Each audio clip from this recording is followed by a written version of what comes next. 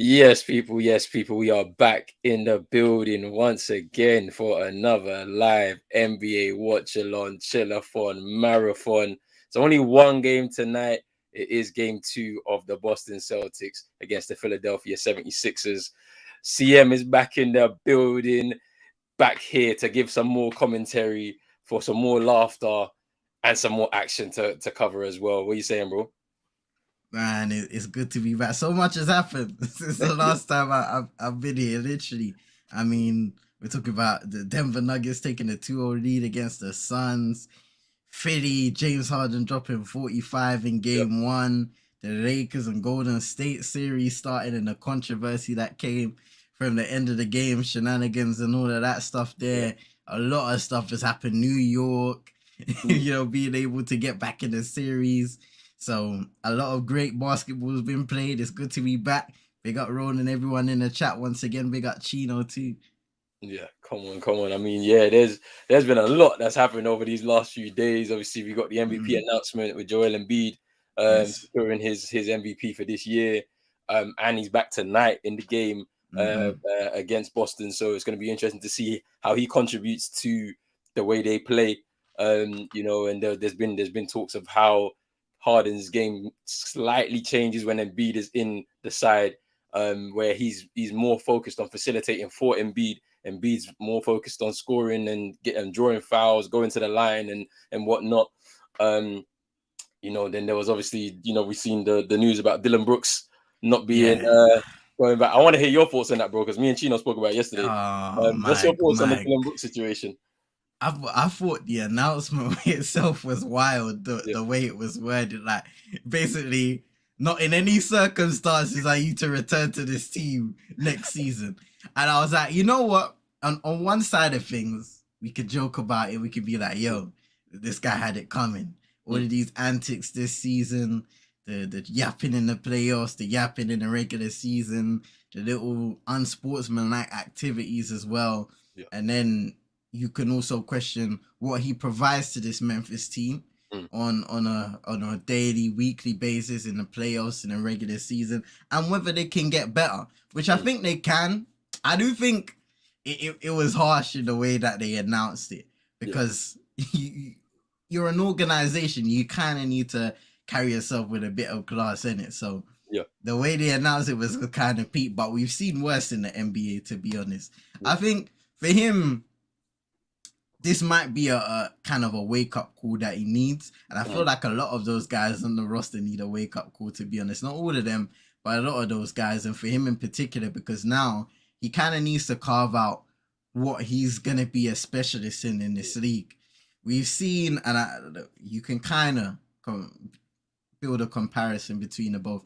But you see Patrick Beverly, for example, what are the main things that he kind of owns on being a pest on the defensive end mhm, and being a locker room leader later in his years. mm, So Dylan Brooks now, he kind of needs for me to be a little mature in the way he plays basketball.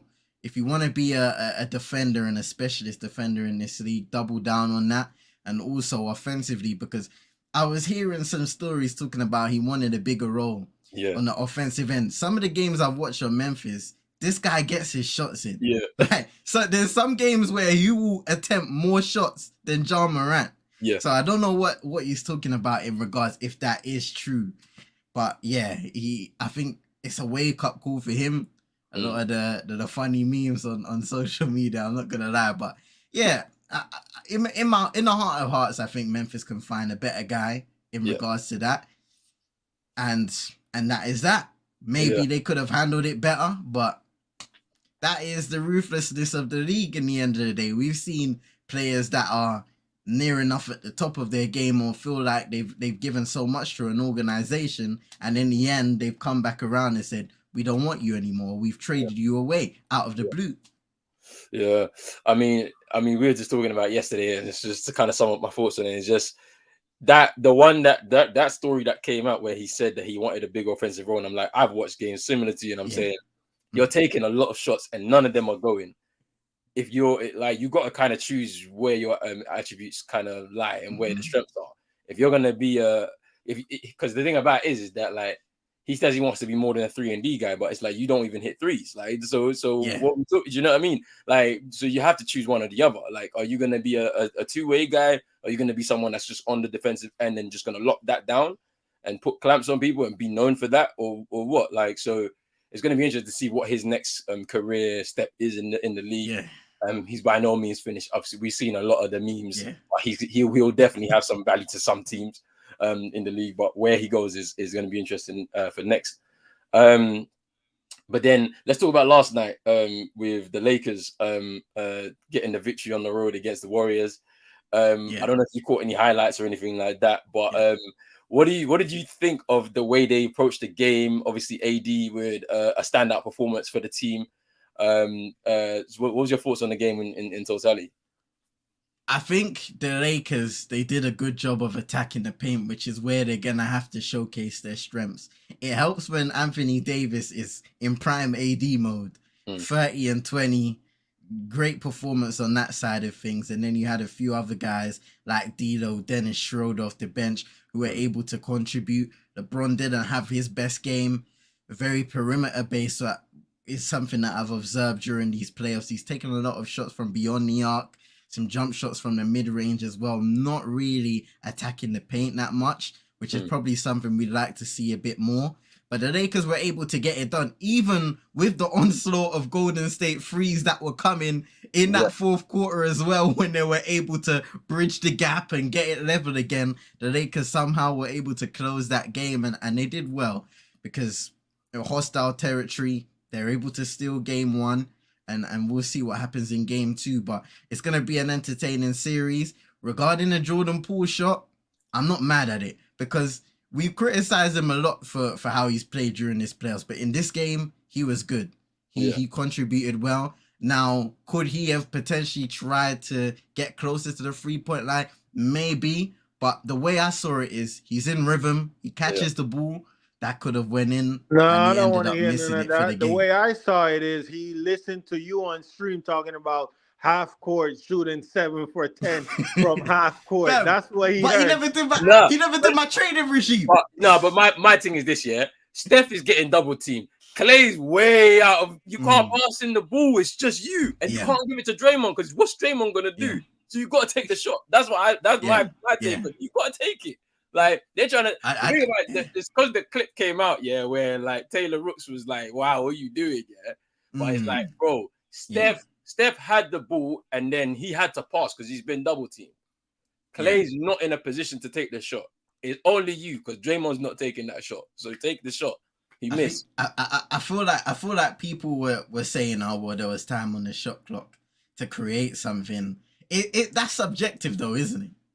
Because you're gonna take a dribble. And what? Like, do you know what I'm saying? You take a dribble and then that's like 3 seconds gone, Then what now? Like, you got to get it off. Like, and it's like, I know Steph is like a master at moving off the ball, but does he get into a position that's actually going to win you the game? Like, probably not. Like, because he has to run around the arc and then kind of get into a position on the other side for you to pass the ball. You got 7 seconds left. Like, you're not going to be able to do it. But it is what it is, man. It's tough, but what a game that was, though. Yeah. What a game. It was a game. So it was a really good game to watch. I mean, just seeing how the Lakers were able to continually score points in the paint, as you mentioned. I think they scored over 50 or maybe 60 in the paint. And the thing about it is what's going to be crucial is AD. If he can play like that across the series, I think the Lakers have got them. Just because the Warriors can shoot from 3 all day, and that's fine. But if they can't contend with AD at that level, because I mean, Kevon Looney, he grabbed a lot of boards last night, but there's a contest at least. There's somebody in there that can actually fight with you on those boards, and we saw that on numerous occasions when AD would come away from the ball off of both ends. So it's very interesting to see what happens there. We're definitely gonna need the likes of Klay Thompson to perform better because I believe he shot in the 30% in that game. Just he was aggressive, but not the wrong kind of aggressive that we've seen from Klay Thompson maybe quite a few times since he's returned from injury. He needs to be a bit more efficient with his shots, with the shots that he's taking and making, because he does take a lot of difficult shots from time to time as well. Andrew Wiggins, he had 15 points. I think he was stuck on that for quite a while. Yeah. maybe if you get a 20 piece, which he's more than capable of from him, you have a better chance of winning. And you know, like you said, bro, the 3-pointers is what got them back into the game. And they took, what, 50-something threes in the game, and they almost shot 40%. Whereas the Lakers, I think they were in the 20s, and they didn't shoot well from free They at were all. very bad. They were very bad. And so, like, the thing about it is just making the adjustment early, man. Just go for it. Go into Yeah. the paint, like, because What you taking no man shots. saying though? Big up, man. Yo, Chino, what you saying? Chino. All right, Chino, just discuss Yo. the Heat. Just discuss the Heat, man. What's Jimmy Butler saying, man? Is he ready for Game 3? Is he I'm ready? good, bro. Jimmy is good. Bro, the Knicks suck. They stink, bro. Bro, that's a no Jimmy, no Tyler era, no Victor Oladipo, bro. And they were full Hey. health, bro. And Shout out to Caleb Martin.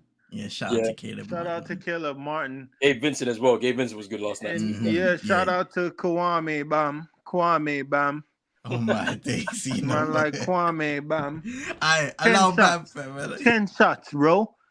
10 shots with no Jimmy Butler, bro. 10 shot attempt, bro. With no Jimmy you know what? Butler. Yeah, I think we're gonna have to acknowledge that potentially that's just his role in this team. You know, like what you were saying earlier in the season, bro. I think that's just his role because there's no way without Jimmy Butler. He's not aggressive.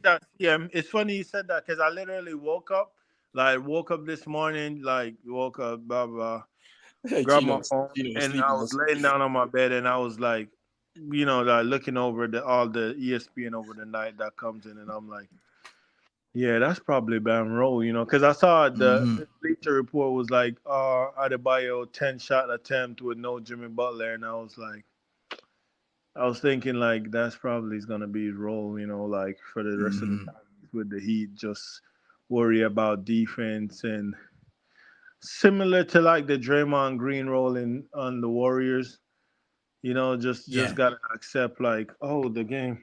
Just gotta accept like, he's not that guy. He's never gonna be that guy. So I accepted this morning, bro. Yeah. I mean, it was really interesting to watch. But like I said though, to the group chat and to Roland, bro, when Jimmy come back on Saturday, right? Watch this guy trying to act like he's him. Bam, and trying to go for like 20 shot attempt, bro, and just mess up Jimmy rhythm and Jimmy flow. Yeah, that's what they always do.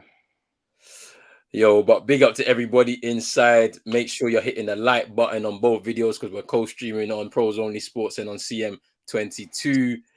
And Tyrese Maxey hitting the free ball there. Make sure you're hitting the subscribe button as well. And make sure you're also hitting the notification bell because we're going to be going live right throughout these NBA playoffs as we go through to the finals. But yeah, man, I mean, I'm not worried, man. Jimmy's ready, bro. Man was laughing, bro, when the Knicks was like cheering and Julius was doing all this. I'm him. Jimmy was laughing, bro. Yo, big up to Manj as always. Big up yourself. Thank you for coming through. Big up. Man, like NN in the building. Come on, NN. What you saying, fam? You good? Big up Chris as well in the chat. Boy, he's man saying big up to CM as well. Big up to King as well in the building. What are you saying? He's saying let's go Sixers and all of that. Man, you got all the Sixers fans in your chat. Hey, they're here, man. They're here, man. Hey. I need the 1-1. I need to win this game, fam. No, you need to, man. Like you, man, bro. Celtics, bro. Nice view, Jaylen Brown. Jaylen Brown, I need a big game from you today, JB. You, man, just been so questionable over the years, man. Yeah. You know what? Go give Jason Tatum some credit in game 1. But this needs to be a constant from here on out now.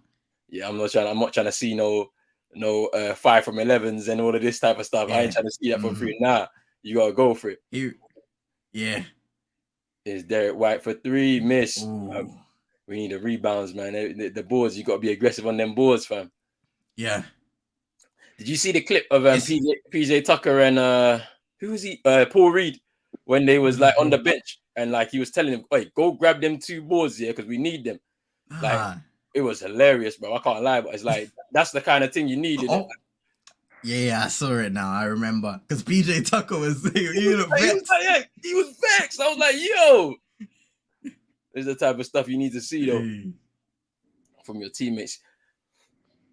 Is Tyrese Maxey. What do you think about? Oh, good defense there by Horford. Oh yeah, Al Horford don't like losing, you know.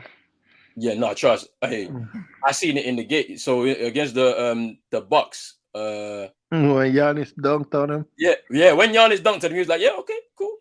Then man came back, and dunked on him again in the next game, bro. I was like, "Yeah." Hey. I was like, "Yeah, that's the energy we need." Think about it, like. The thing about it is Horford, the age is telling now. You can see. Yeah. But I think in the mind, like it's still there. You see what he's trying to do, what he did 2-3 years ago when he was younger. You can see certain things he's trying to do, but you're like, yeah. The body's just not catching up to the brain, fam. So yeah, Big Al. he's not the same, and it's a shame. I mean, to be fair, like he was rested a lot during the season. To be fair, so just so that he'd be ready for this. However, I don't think the tactics have worked in his favor from the coaching staff. Where Speaking of, what do you think about what Smart said about Matula, bro? he said his offensive random. But it is. But I swear it is because bruv, I'll even talk you through a play when we get the possession. Yeah, I'll talk you through the play, and you can completely see that nobody knows what they're doing. Man are pointing, but man are running off the ball. Like no one's just. It's weird, fam. It's weird, but it works for some reason.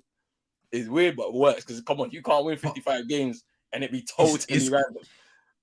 It's crazy because, like, you see a lot of the time with coaches in the NBA, like they're on the touchline, but they're not barking out orders as much as he does during the game. Like he's up and down, pacing up there, directing guys where to be constantly. It's crazy. Yeah, it's interesting, man. Like I don't know. Maybe it's a thing where they don't respect him. Maybe they don't respect him as a coach, innit? Like it could be, and and it's now starting to come out a bit. Like I don't know. You know what's funny? It's funny because. Go ahead, Sheena. No, go ahead, CM. Go ahead. Oh no, I was gonna say it's funny because the same thing kind of happened with Ime, but then towards the end of the season, as Tatum gets the and one layup, towards the end of the season, that kind of run cemented the faith they had in him. So is that a problem with the team itself, or maybe do they have to earn that respect for the coach? I don't know, man. It's weird. Like it's such a weird situation because I feel like the players knew the situation going into the season, right? We knew what happened with Ime and all of that. We didn't know like what was going to happen with him long term. I think he was officially suspended for the season by the team. Then around quarter of the way through, he was allowed to go and speak to other teams. And then Mazzulla goes on his run. They give him the job permanently. So at that point, the players now have to be like, all right, well, we have to buy into whatever's going on here. And yeah, see what happens from there. But are the players, do they respect him? I don't know. It's hard to tell, to be honest with you. Derek White missing from 3. But yeah, I don't know, man. Yeah, he's been trash. Who, Derek White? Yeah. Last game he wasn't good. But watch Miami win and he show up, bro. I'm telling you, bro. Someone is just waste, man, bro. That's the thing with the Caleb Martin thing. Like Caleb Martin against the Bucks, for example, just showing up because it's the Bucks. You get me? Like just some players just switch on when it's like when the heat is on, innit? It's one of those things, isn't it? Like, but yeah. Ooh, PJ Tucker rolling his ankle. Oh, that'll be all right. Then go miss a thing. But yeah, this game is a lot closer already because they were scoring. Each team was scoring at will in the first game. So there was like literally no defense at all from either side. How's the MVP doing? He's doing all right. He's feeling his way into the game. I'm about to turn on the game in a second, but I'm just like I'm in my groove right now. You can look at vibes, fam. Look at vibes in the chat, fam. I said, yo, we need to beat Brighton tomorrow. Yeah, that's something that needs to happen still. Yeah. Chino put faith in Adebayo and look what happened. Who said that? And then said that. And then 51. Same guy that put faith in Mudrik. Mudrik. That is rubbish. Vibes. 15, fam. I was wrong, fam. I was wrong in it, but still. It takes a man to say he was wrong, fam. But it's a sticky one still when the brother's chasing that up for the whole year. Fam. I'm not gonna lie, fam. Get a life, fam. He's gonna keep chasing it. I don't mind it. Keep chasing, fam. It's funny to me though, because like he's leaving with something this season, innit? That's what I'm saying. You know what I'm saying? He's leaving with something, fam. He got the scoring record. But you know the league ain't coming though. Like, you know what I'm saying? He's leaving with disappointment, man. That's it. Tears, man. It's funny. It's funny still. I'm not gonna lie though. It's crazy how much Liverpool, the players were trying to go ham to get Bellingham, fam. What did you think was gonna happen, fam? It's kind of mad though. Like how they've kind of secured their midfield now for the next like 10 to 12, 15 years. It's kind of crazy. Tchouaméni, Camavinga, Bellingham. That man said to Liverpool, that man said you don't have the juice like that. Bro, Liverpool ain't got no money like that, man. It's wild though. But yeah, man, it's kind of mad, you know, that they've secured that move. May's just begun and the move is done pretty much. Like just needs to be finalized and that. That's good for United, but Liverpool's gonna get molested. What? I'm not even doing it. I'm not. The Argentina guy, bro. No, McAllister.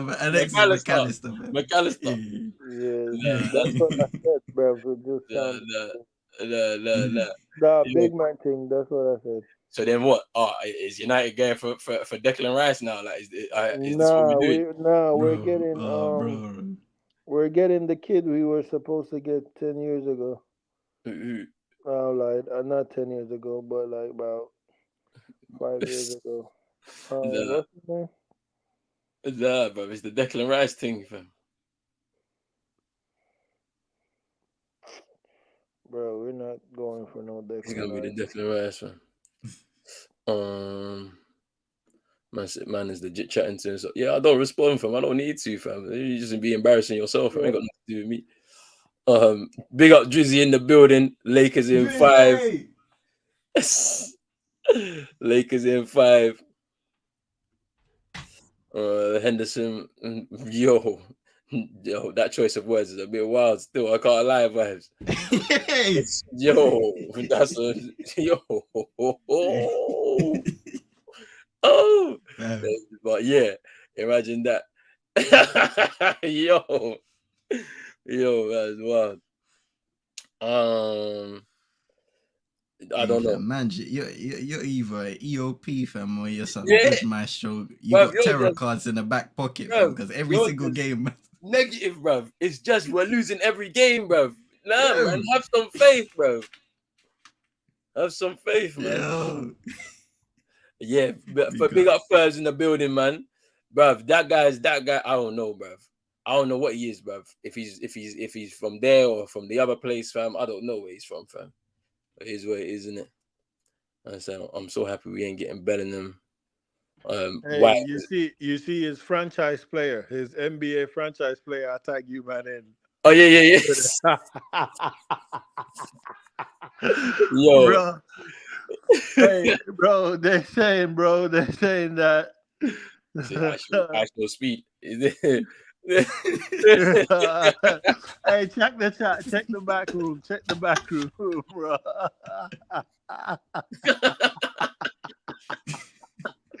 yo. Why they doing Scotty Barnes like that, bro? That's mad, fam. But what? Chino, you talk about Wesley Sneijder, yeah? From before. Wesley Sneijder, fam. Who is that? Bro, you know Wesley Sneijder, fam. Bro, the player that United been chasing for 50 years? Yeah. Oh no. Nah, I'm talking nah. I'm talking about Caicedo, bro. Oh, I'm about to say, fam. Hey, nah, Bro, I've seen a picture of Wesley Snyder, bro. Man got a beer gut, bro. bro, people be fat shaming him, fam. It's crazy, fam. Yeah, fam. I mean, I don't get it though. I mean, he was like fit in his playing days, but like sometimes someone, bro, you know the torture that like these athletes go through, bro. Sometimes they wanna just eat certain things. They don't even care. Yeah, true. It's true, man. Takes a crazy level of discipline to be keeping that fit for 10+ years. Nice play up by Jaylen Brown.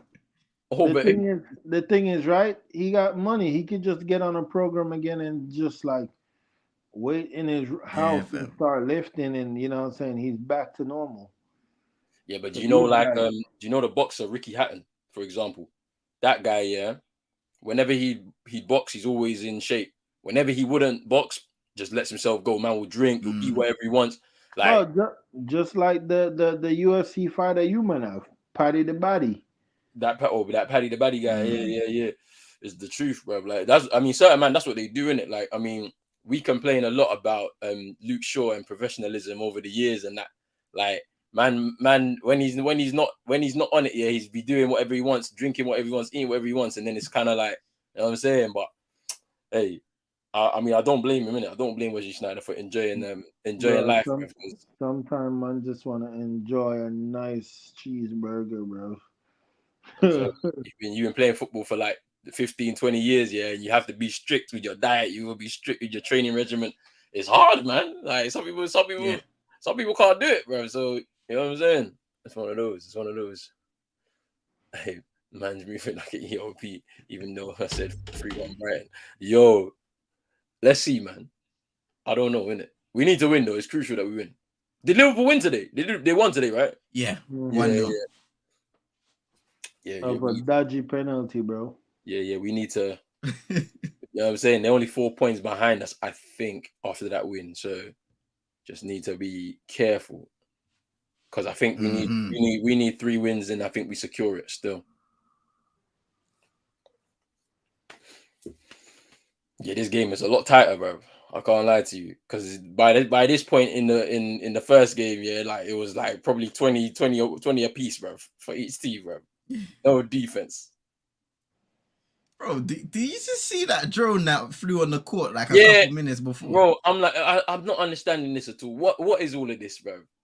They're trying to get the angles, bro. Like the angles, bro. Like what the hell, man? It's a bit mad for him. Man, a flying drone. Imagine somebody just gets a crazy brick, fam, and he hits the drone. And then McAllister's, he's got Scottish, I think, in him. I think he's like a great grandfather that's Scottish or something like that. Mm-hmm. That's why his name is McAllister. What kind of man have things inside of him? Wait, what? Pause, big man. The man have things inside of him. Yo. Fire for that.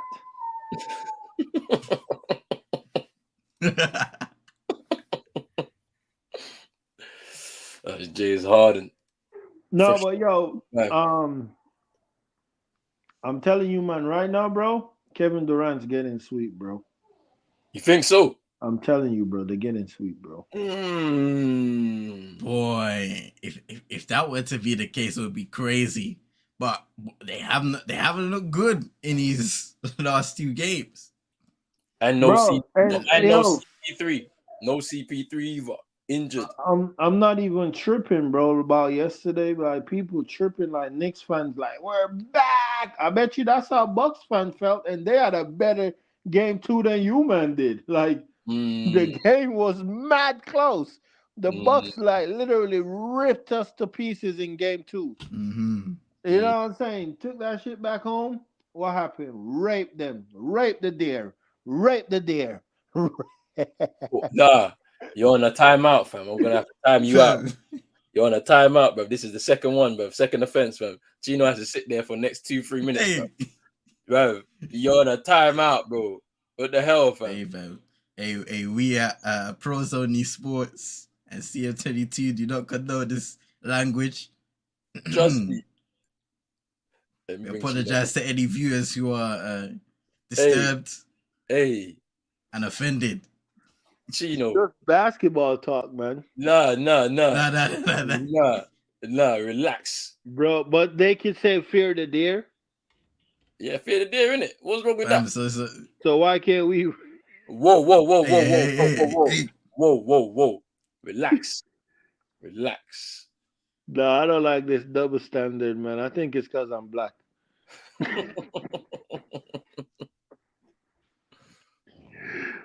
I don't like this double standard that's going on right now. It's the new world order, fam. You have to follow it still. Be a bot, Chino, fam. Be a bot. Send. My tweet was sent from Earth. Bro, you see that? You seen that thing now, innit? Bro, Elon is on another planet, fam. He must be. It's Canadian. It's a Canadian thing, isn't it?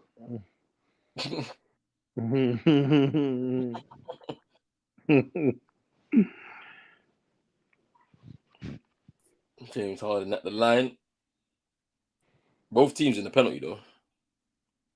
Already. What's the parlay saying? Ooh, yeah, Chino, you had that parlay from yesterday. Some of them carry into today. No, that parlay was for today. Oh, it's for today. My parlay from yesterday's game, they all failed, man. Did they fail? I thought there was at least one. Ooh, JB's having one of them games so far. Them man all failed, bro. Fam. When the fun stops. Actually, I've been winning money, CMs, because my account went from $15 to $75, and I didn't put no money in, so I've been winning big, man. So when the fun stop, kids don't give up. Hey, hold on, because this is the crucial moment of the lifetime where you make a decision. Do you cash out with that 75, or do you keep on going in order to make more? Keep going to make more. Say no more, Chino, fam. We want to see you up. By the end of next week, I need to see 250 in that account, fam. Oh, bro. If Jaylen Brown and JT do their thing tonight, man. It ain't looking that way,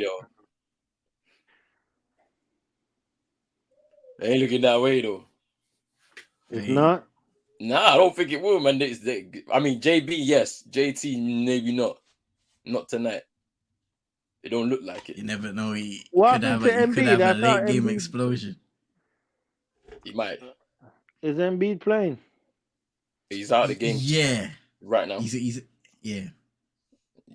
He seemed like he got a block early on, but he hasn't really been as aggressive offensively, taken a couple shots, but nothing much from there. They might be trying to ease him back into the game and offense. We'll see. We'll see. Bragg didn't go up with that. Harden shot that. You man cannot go to Philly down 2-2, bro. Nah, yeah, we can't. Not 2-2, down 2-0. Down 2. Yeah, we need to win tonight. I think this game, I mean, the last game was close. This game will also be close. Like, I don't see us going on you never know, but it's just, I'd rather just win. I don't care what the difference is between in points. Like, just win the game, then go back to Philly, and let's just do what we need to do, man. Like, let's go split the road games there, man. Yeah. Look at the chat, bro. Hey, man, I'm even wild, fam. I'm seeing all sorts of stuff going on in here, fam. Bro, I see Dylan Brooks' statement in the chat, bro. Ni hao, ni sha mi, Yo. Dylan Brooks. Nah, they doing Dylan Brooks dirty, though. That's a future Heater, though. What, you want him at the Heat, yeah? No, Pat Riley does. Because by the time he wake up, that's gonna be the only thing on the table left. Bro. He's gonna have to take what he get. Bro. Man might have to be spamming this comment in a couple times today, fam. Yeah, trust me, bro. Got that fat disclaimer, fam. Pin it in the top of the chat. And trust me.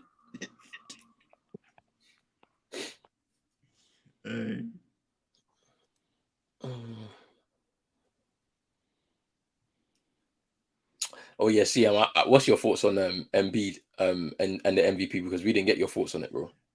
Yeah, well deserved, man. I think, and I think it was who made the point. I think it was Chuck in the end who made the point. You know, all of the guys deserve to be in a running for MVP, whether it was Nikola Jokic, Giannis Antetokounmpo, Joel Embiid. In the end of the day, Embiid's been a runner-up, I think, for the last 2 seasons. So he was due to win, and he's had a great year with Philly in terms of just playing at a high level, leading his team to a good position in that NBA standing. So his MVP is well deserved. Jokic is a 2-time MVP.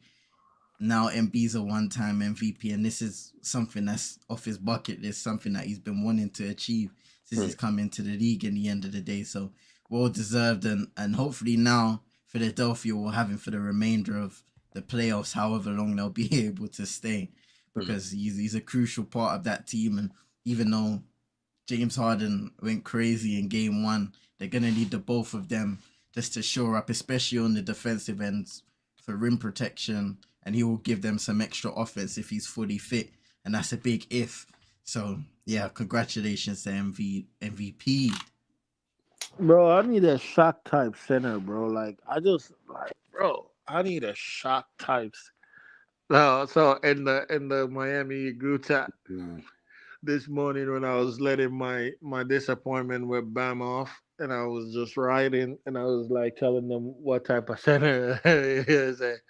Somebody type I said, this nigga need Shaq. Because what I was describing that I want, they're like, yeah, he wants Shaq. Like, bro, I just need a center to dominate, bro. Yeah, but bro, they're hard to come by, bro. Yeah, the center build, bro. It's like centers have not been like. I mean, Jokic, Embiid. They're not. They're special. Them man are special, innit? You're not gonna get the only way you're gonna be able to do it is drafting in. Pretend if you're looking at players that are developing over there. But in the last 5 drafts, name a center, name a big center, because even one Ben Meana, bro, they're saying he's a 7. He's a 7-5 power forward, bro. Yeah, he's not a center. I don't think he could play there, but I don't think he is. Yeah, because he can play there with the height, but he don't have the body size and all that thing to match up. He'll need to really bulk up. He's probably gonna end up kind of like a KD kind of. Even shit, bro. Shit ain't a center, bro. Chet ain't no shit. Chet ain't a center either. Chet ain't a center either. So it's gonna be interesting. Because all of these big tall guys, that are them 3 rimmed out. You might probably been seeing that 20 minutes ago. Yeah, definitely seen that one still. Yo, what is Brogdon on, fam? Played well in game 1, and he's picking that up once again off the bench. But yo, has been praising him all year for his composed play and what he's added. That 6 man is cursed, bro. Oh, Brogdon hit that. Well, no, because why I said what is he on? He almost turned the ball over, fam, before he hit that 3. Hey, we be moving nuts. Even the last play in game 1, where I shouted it. I was like, Tatum, do not turn this ball over with no dumb play. That's double. Bro, but I'm saying, why didn't they just take the turnover? They were up 1, bro. But the shot clock expired still, though. The reffing, bro, Scott Foster, bro. I don't want to see him at another one of our game, bro. He probably about to be game 3, Philly versus Yeah, he's probably about to do y'all game 3, bro. So you better win this one. I know Scott Foster's performance was nuts. I can't lie to you, bro. I'm seeing Josh Hart get pushed by his own player, and it gets called a foul. No, Josh Hart pushing his own player. He pushed Heidenstein, bro. I thought it was the other way around. I thought Hartenstein pushed Josh Hart, and then how is that a foul on Tatum? Nah, I said offensive foul. They said he led with a shoulder, innit? How? And it didn't look like it to me, boy. That's what I'm saying. Who's the refs in this game, bro? I swear, bro. I don't want to see Probably Gucci. Tony Brothers, bro. Tony I don't, Brothers. bruv, I don't want to see no Tony Brothers or Gucci Mane in this thing, fam. Get out, bro. We got Rodney Mott, Zach Zarba, and Kevin Scott. Oh, Zach Zarba. Oh my, bro, they're all so bad, bro. They're all so bad, bro. Like they're all horrible, fam. Zach Zarba, Tony Brothers, Gucci Man, Scott Foster. Oh, what is going on? It's crazy that we don't even know his name. His Marcus Smart thought about it, didn't take it. Now he does. Ooh, let's go. Let's go, Marcus. That's great work. You know what, though? What I want to say is, though, I don't. Let me. Grant Williams just let me think about hustle there after the turnover from Tatum. I want to say shout out to Anthony Davis. Oh yeah. But the thing is, right? We'll give him this shout out, and then next game 2. Like that's the thing, bro. Because we know he have this consistency. He needs consistency. I mean, to be fair to Anthony Davis, I would say in this playoffs he's been locked in. Apart from game 1 against, I think was it game 1 or game 2 against Memphis. It might have been. It was bad. He was bad in one of those games in the series. But apart from that game, he's been very good. Like in the whole playoffs, he's been very good. Like on defensively, he's been locked in. Blocks. The amount of blocks I think he's done in the last 7 games. Oh my gosh. Embiid defense. Ooh. Oh, Smart with a fadeaway to end the first quarter. There we go. Boston up 28-22. There we go. There we go, Marcus. But yeah, this don't look like a JT game to me, boy. I can't lie to you. He just don't look locked in. Like he's not understanding that if you're one of the danger men on this team, clearly, whenever you have the ball, you're gonna get doubled. So what you should be trying to do is just facilitate for your other teammates. Let them take responsibility in terms of scoring. And even with yourself, draw the fouls. Just drive into the lane, draw the fouls, go to the line. You could pick up points like that too as well. So it's like, you know what I'm saying? Like, it doesn't have to be hero balls, bro. You know what I'm saying? But yeah, man, it's interesting, man. Like I think AD's been pretty good. I don't know like what other people's thoughts have been, but it was only one game in that Memphis series where I thought he was pretty bad. But across the board in the playoffs, I think he's been very good for the Lakers. Even like D'Lo stepped up massively. Like he stepped up massively in the last few years. Like he's really been good. Like yesterday, he was really good. Like Dennis Schroeder, like you mentioned off the bench, he had a few good plays in the Memphis game, and then again yesterday. So I mean, hey, it's all good, man. I'm enjoying it. I'm enjoying that series because I think that series is going to be one of those 6 or 7 because the Warriors aren't gonna. No, the Warriors ain't gonna sleep for sure. Yeah, that series is gonna be fire. Steve Kerr definitely have the ability to make adjustments. You know what I'm saying? Steve Kerr is gonna do that. I do think on the other side, LeBron James have the ability as a coach to make adjustment, but I don't think Darvin Ham have the ability to. Ham. He's gonna have to listen to LeBron, but if you feel like, oh no, he's overstepping, I'm the man, like I'm the coach. I say my name is Coach on my you know what I mean, sweater, blah blah blah. He's gonna lose that series. You know what I'm trying to say? But if you listen to Bron, they'll be okay. Yo. Big up to Brush in the building. Never big up Brush. Brush is an EOP, people. Don't be like Brush. Like on both streams. Big up to Brush, man. But yeah. Never a big up Brush. Brush is an EOP. Hey, Gino, relax, man. No, big up yourself, Brushy. But yo, I think, Darvin Ham, it's going to be interesting still to see what happens, man. Who do you think is a better motivational speaker, Ham or Doc Rivers? Come on, guys. You got this. You just have to I heard Doc Rivers on the mic at one time. You just have to put the basketball in the hoop and stop them from putting it in your hoop. I was like, bro, what? Nah, it's mad.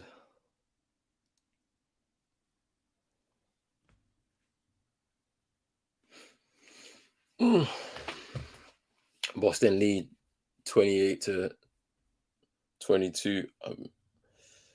It's been a good game so far. Let me have a look at this box score though. Not much going on. Let's see though.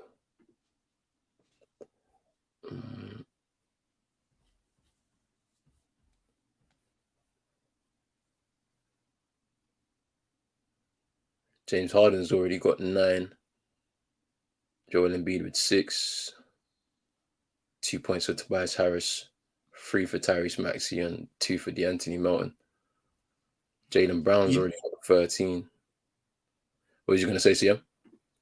No, I was going to say quickly, I thought that we should give some credit to Tobias Harris, you know, because it is easy to ridicule him or kind of criticize the way is. That's a good lob there to Marcus Smart by Tatum. Reverse slam. But yeah, quickly, it's easy to criticize him, but I think he himself is another guy who stepped up for Philadelphia when they've needed him in the absence of Embiid. Nice layup there by Maxey.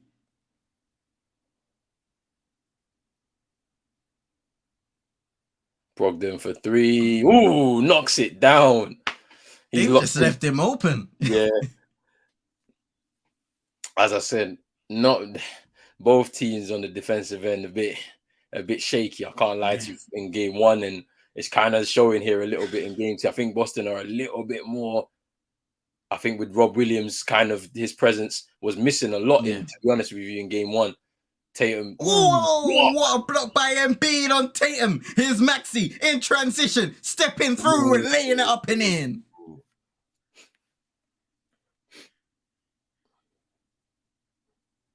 I'm wondering how this knee is for Embiid though. Because when I heard the small tear, I was like, I'm not so sure how this looks. For him, but no doubt he's gonna be playing through some pain. Yeah. And that's a foul. Jason Tatum's going to go to the line. On the defense, like, the thing I don't like about it is, right, when we've seen Boston defend, we're talking about Tatum, Jaylen Brown, Marcus Smart being the DPOY last year. I don't like the regression of this team effort-wise defensively. I do understand that sometimes you have to save energy for if you're exerting a lot of it on offense. But when you have showcased the ability as a team, as collective and individuals to play the defense that they were able to do at the latter stages of that season with Ime Udoka and into the playoffs, I just don't like the regression that has happened with this team. I think it's just because Ime was we saw it at points in the playoffs last year. Ime was on that sideline, literally coaching these guys through these defensive plays, and I don't know if that's the same thing that's happening with Joe Mazzulla. The thing about it's kind of confusing at times because for Marcus Smart to be like, oh, it's random. The offensive plays are random is kind of interesting when you hear it, because sometimes you see it, and then it's kind of disrespectful. But then at the same time, on the defensive end, sometimes I'm not seeing what's going on because, like as I said, the Trae Young matchup with Al Horford, it's a big mismatch because Trae Young is quicker on his feet, he's quicker across the ground. So why is Al Horford on him? You know what I'm saying? It was very strange to see that.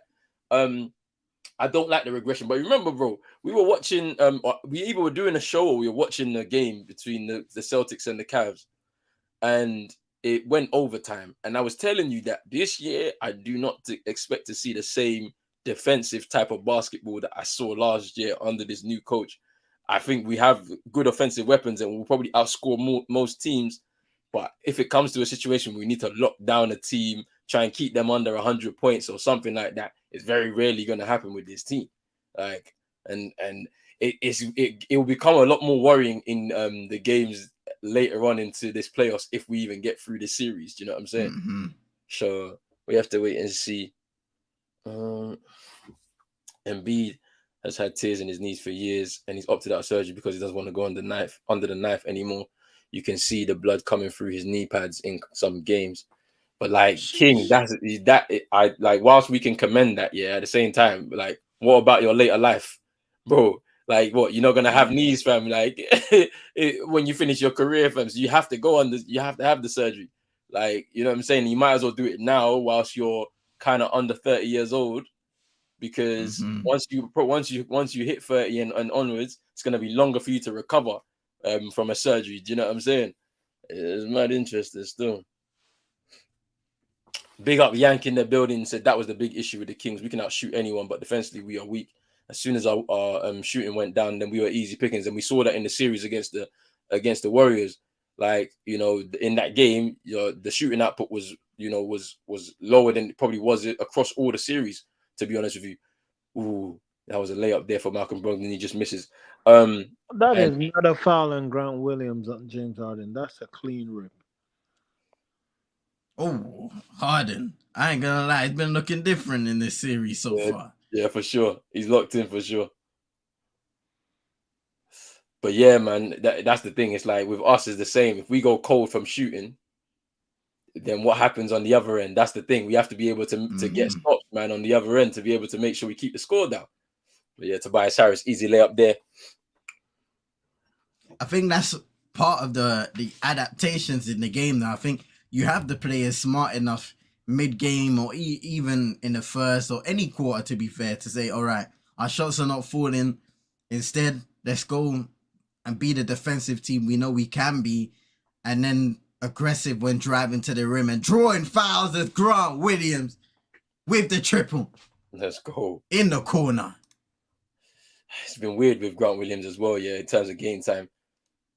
Through this playoffs, like sometimes he gets game time, other times he's sitting on the bench, sometimes he's a DMP. You know what I'm saying? It's just so strange, like why he's not been getting enough minutes, because he can contribute shots like that from the corner. Because it's all random, bro. Nice move by Brogdon again, just all easy. Quick move to his right, into position, float game. Tyrese Maxey is the one that's really getting through the defense, just cutting through the defense and getting those layups at this moment in time. James Harden's game has changed quite a bit with Embiid's presence as well. Because he's not taking as much responsibility in terms of scoring. He's getting into these ISO plays. Step back. Ooh. Misses. He's getting into these ISO plays like he was in the first game, but now he has to facilitate for other teammates as well. So it's interesting to see how his output changes when Embiid is in there. Almost. Great defensive play by Embiid again. Jaylen Brown tried to catch a body. Here's Embiid. And here's Embiid in, draws the foul of Robert Williams inside. Man, look at this. He was about to. Embiid just showcasing the wingspan there just to be able to block it there. At the rim. Brogdon low-key cooking right now. His parlay about to hit already. How many points you said from 15? Over 15? Yeah, they had 14, so 15 points. Get Chino that money.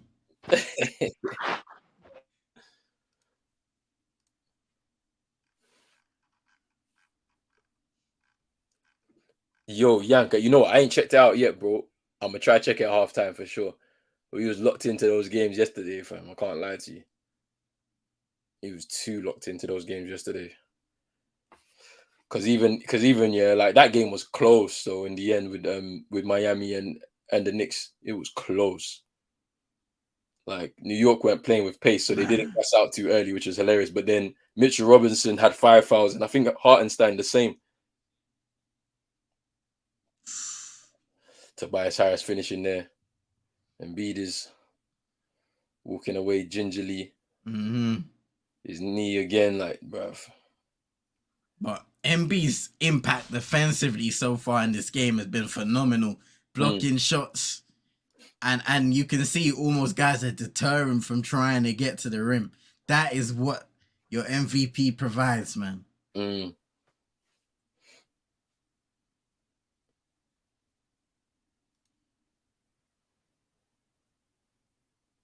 To this day, fam, that Harden play on Batman was crazy. You, hey, this James Harden was different, man.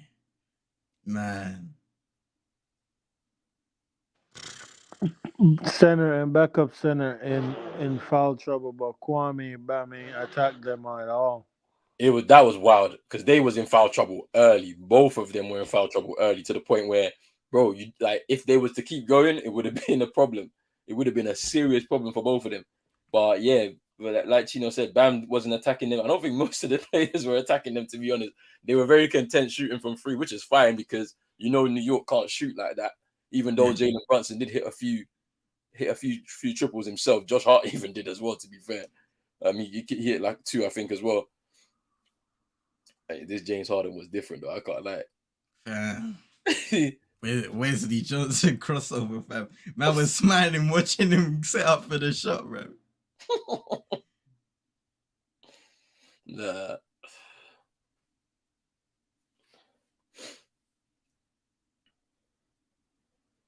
Oh, not Ricky Rubio, fam. Oh, my days. He had him clawing, fam, trying to get back in position. Hey, yo, did you not see the video of LeBron yesterday guarding Steph when he was on the bench, fam? Yeah. What is man doing, fam? He was there, like. Man walked all the way to the end of the bench and walked all the way back to the seat. Nah, it was funny. LeBron's funny, man.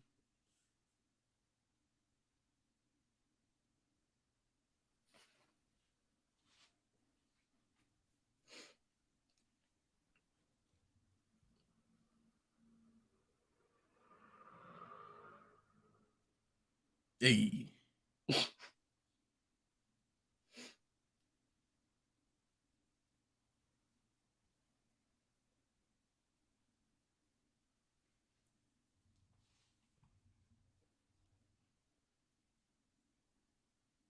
Yanks said he's just clowning whoever loses the series game by game.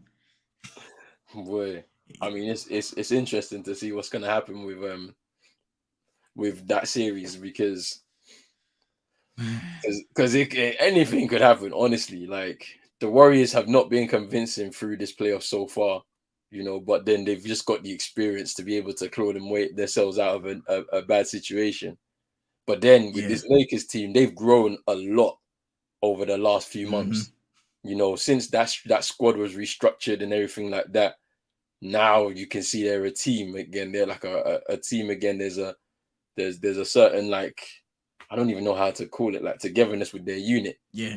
To the point where and it's very cohesive as well, where on the defensive end, they're covered. Offensively, they're they've got their weapons as well. Like, and it's actually come good at this point in time of the season. You know what I'm saying?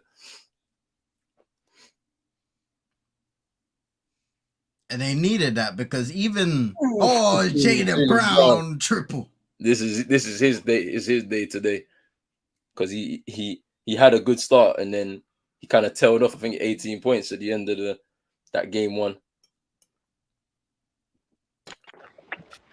Yeah, I needed to change my picture to a real killer. I'm tired of looking at that soft baby shit boy on my screen. See, this is a man possessed. This is the face you're making when there's 4 seconds left in a game and your team is losing by 5. Nah, bruv, he's Jimmy's acting like his father, bruv. And I took that personally. Trust me. I'm telling you, bro. Watching game 3. If he's actually back in game 3 and starting the game, oh my days, bro. New York won't know what's gonna hit them. Trust me. Oh, nice pass by Harden to Reed on the other end with the 2-handed jam. That was a good assist there. Good outlet pass from James Harden there. Here's Tatum. It's Tatum now. Ups to drive inside. And that may be an offensive foul. Let's have a look PJ Tucker drawing the foul. Let's have a look at this.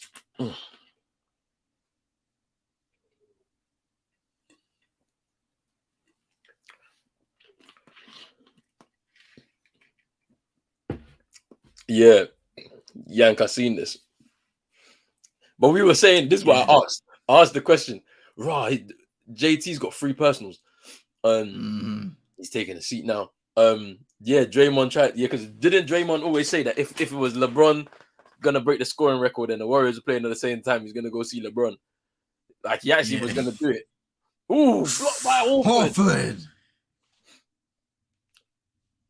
Here's Derek White just flicking it up.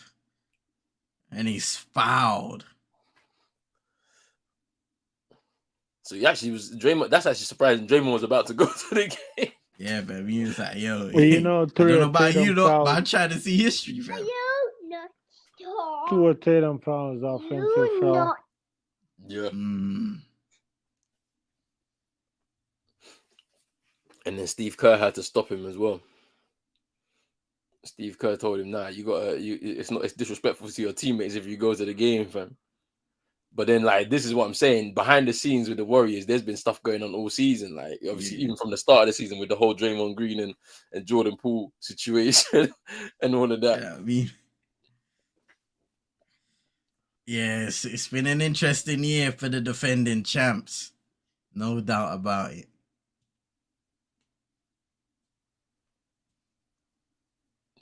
Derek White hitting both of those.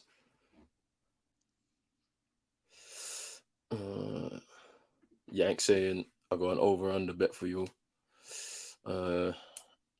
Over-under 3 times Draymond has got scuffed.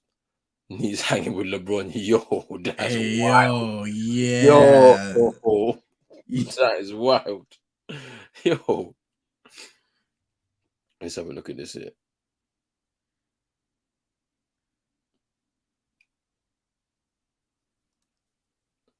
Big up man like King. Enjoy the experience, bro. Yes, big up yourself, King.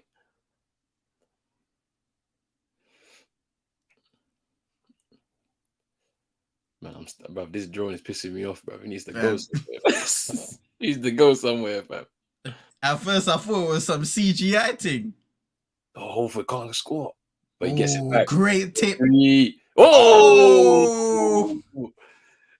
And hyping up the crowd. Timeout Philadelphia. 50-38 in TD Gardens. Yeah, this is what I want to see, bro. This is my team. Now, don't let it slip. Because that's where that is what's happened a lot this season. You be cooking like this, scoring, and then you let the lead slip and it becomes a close game, and then man are scattering and all of that. Then you lose composure. Nah, I don't want to see that. Let's go and kill this game. Composure, lads. Composure. Composure, lads. That's it. Even that should be rooting. Nah, he wants the Sixers to win because he knows. He knows. Even though, but to be fair, we've been saying this. I've been wanting us to run it back. We've been wanting let's run it back, man. We need it because that game went 7, bro. It was just that close. This close. Either or. Let's see though. Oh, back in another. Big out. Bro, I just saw big out. So let me get it back. Splash. Hey, why are Horford and Derek White not Derek White? I'm tripping. Dylan Brooks' form look the same, bro. The way they spread their legs. Why Dylan Brooks shoot like that, bro? It is so ugly. Yeah. It's the ugliest pull-up I've ever seen, bro. I haven't played 2K in so long. I bet you they have that in the game. Imagine someone run down on you in the wreck with the bro pull up, bro. His legs, bro. It's weird because it's like he goes up in one motion and then he does a star jump, fam.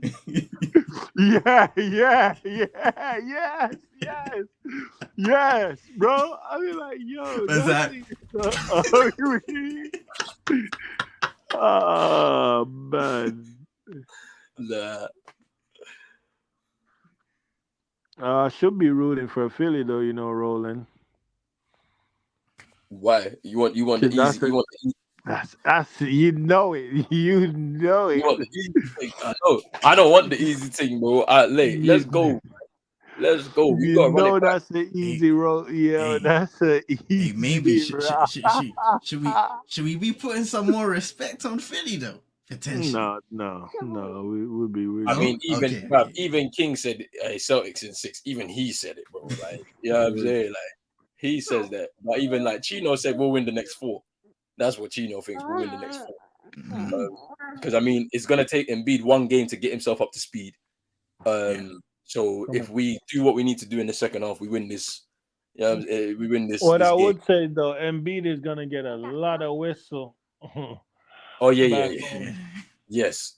Oh yeah, for sure. We're gonna have to contend with that for sure. Them, whi- But we'll see. them We'll see whistle. what. But I mean, if Tatum is having this type of game right now, if y'all win it, you definitely know he's gonna put on a performance In the next one. Yeah. in So it's in the next one. But yeah, he might shake my parlay tonight. I should have went yeah, under for him. he definitely shaking your parlay tonight. 3 personals already. I don't see him coming back into the game after this. I mean, like as in not into the game, but as in just like scoring the ball. I just can't see him doing it. He can Like, take over the other third. mm, we'll see. We'll He see have what he does. the ability to take over again. Personally, I think so. Man, I like Tatum. Philly.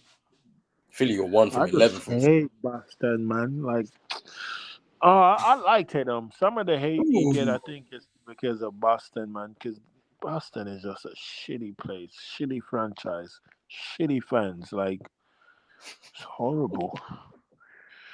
And Maxi's cooking right now for the And then Sixers. don't get me started on the legends, bro.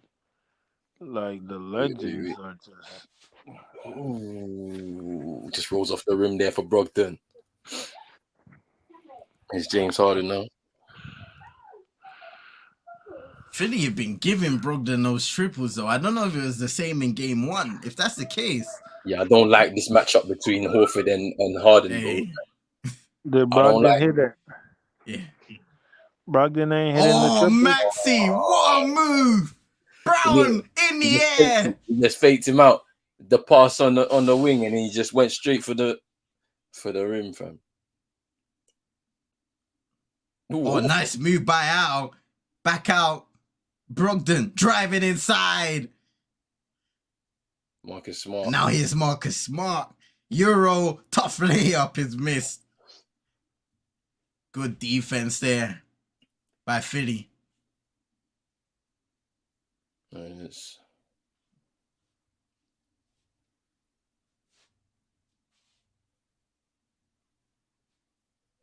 Oof. That was nice for Tyrese Maxey, I can't lie. Look at that. Just takes the bump. Boom. Out for the layup. Okay, yeah, illegal screen by Paul Reed.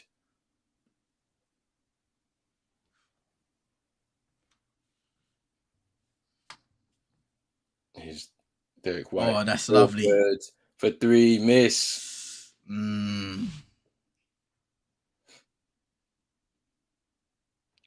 Moxie's cooking.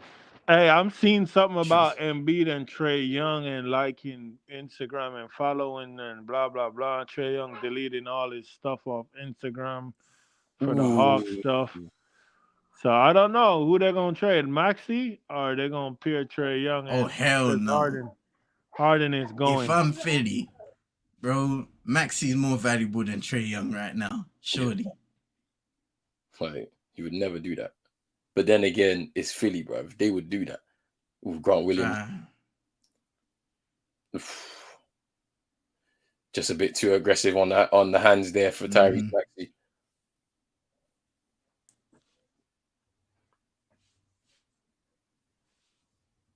Just pulling back Derek White. That illegal screen and Paul Reed. You gotta wait, big man. Who you think you is? Like, he's trying to roll to go score. Maxi's on 3 personals as well. Like because he was close to fouling. He was close to fouling out in game 1, where there was a review on a challenge. There was a review on a screen that he set. Not a screen. Yeah, it was a screen, and it got overturned. He was on 5. He could have been 6, and he would have fouled out the game. So he's on 3 now. So he needs to be careful.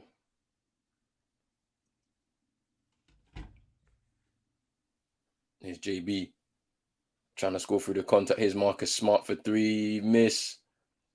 And Harden rebound. Here's Tobias Harris. DeAnthony Melton for 3, miss. Oh. Nah, that was on me there, boo. Here's Derek White. He ain't been to the gym with Chino, fam. Well taught. Bruv.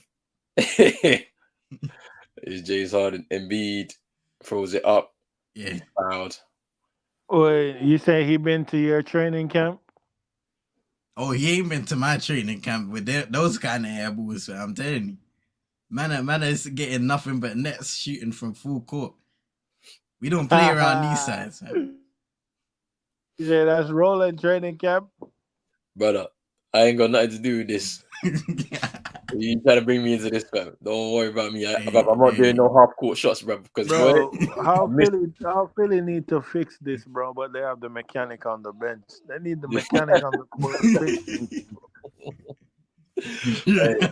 Man, like Dwayne Dedman, you know. Bro, man, we should have kept the mechanic, fam. Bro, trust me, bro.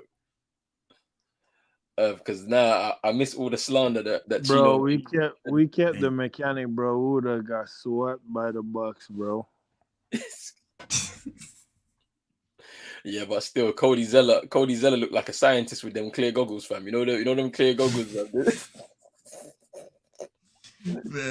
I look like a science teacher, fam. Allow it, fam.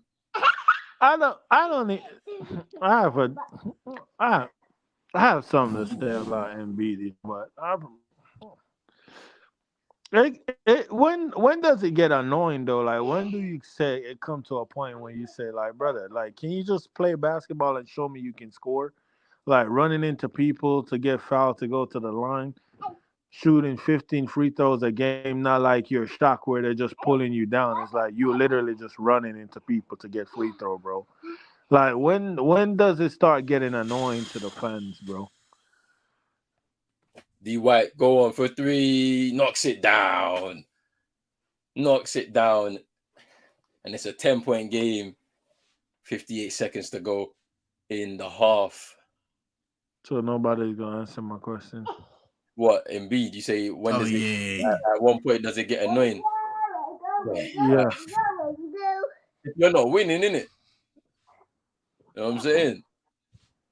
Like, yeah, I mean, but he's just a way to map. He's got his MVP now, innit? So he don't care. Yeah. But that's the thing, though. But that's the thing why they don't go far, Philly. Like, even when he's not injured, when he's fit, that's the reason why they don't go far in the playoff, because in the playoff the whistles get less. Like, let's say you get 15 in the regular season, you start getting about 7 now.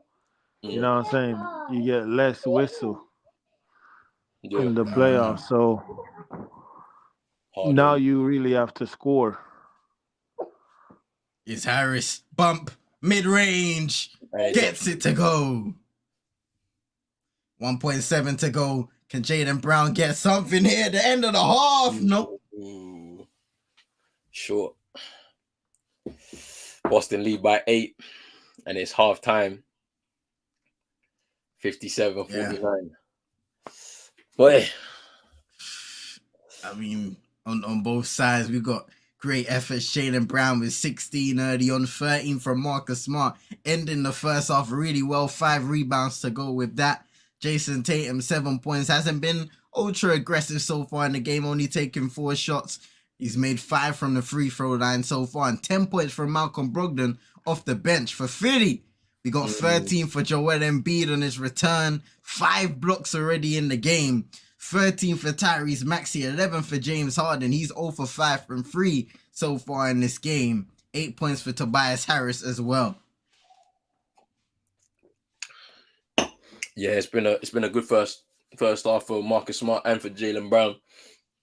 They're gonna have to keep that up in the third and the fourth in order to make sure that we win this game. Some good contributions from Derek White, Malcolm Brogdon, and Al Horford. I'm liking our strongest lineup is when we have both Al Horford and Rob Williams in there, because it means that we have some height in there so that we can contend with the likes of Embiid, and even Tyrese Maxey when he starts to cut and drive into the lanes. So it's going to be interesting to see how we navigate through this. It's not too much of an insurmountable lead.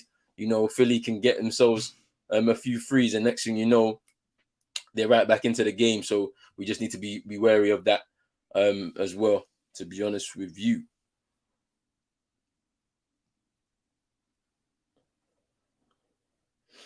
Yank saying, wait. Let me go back to Yank. Yank saying it's only annoying if you ain't on your team.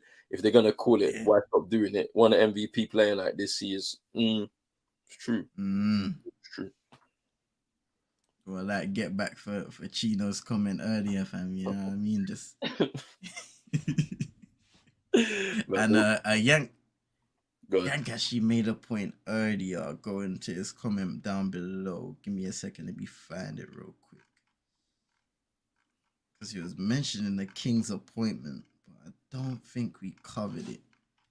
Let me see if I can find it. If I can't, it's all good. Yeah, King's adding the show today, taking on NBA and G League Exec of the Year. Alright, cool. So, yeah, man, he's saying the franchise is going to be dangerous going forward in the future.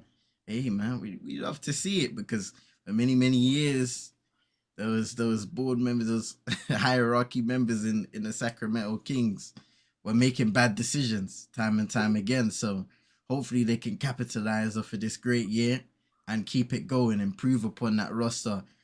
The players will continue to improve as well. So good luck to them all. And then saying, Joe Mazzulla, I need you to come through for Philly. You need to stay away, fam. Stay away from it completely, fam. Like, I don't even know who, bruv. We need email, bruv, on the phone, fam. You get me? Need email in the earpiece, fam, because I can't handle it. I coach Houston now. 39 points. Bro, Chelsea's on 39 points in the Premier League, bro. And it's a May, bro. Yeah. Yo, it's actually peak for them, It's peak. They ain't hit the magic 40 yet, so they're not safe, It's insane. They ain't hit 40 yet, fam. Yo. That's crazy, man.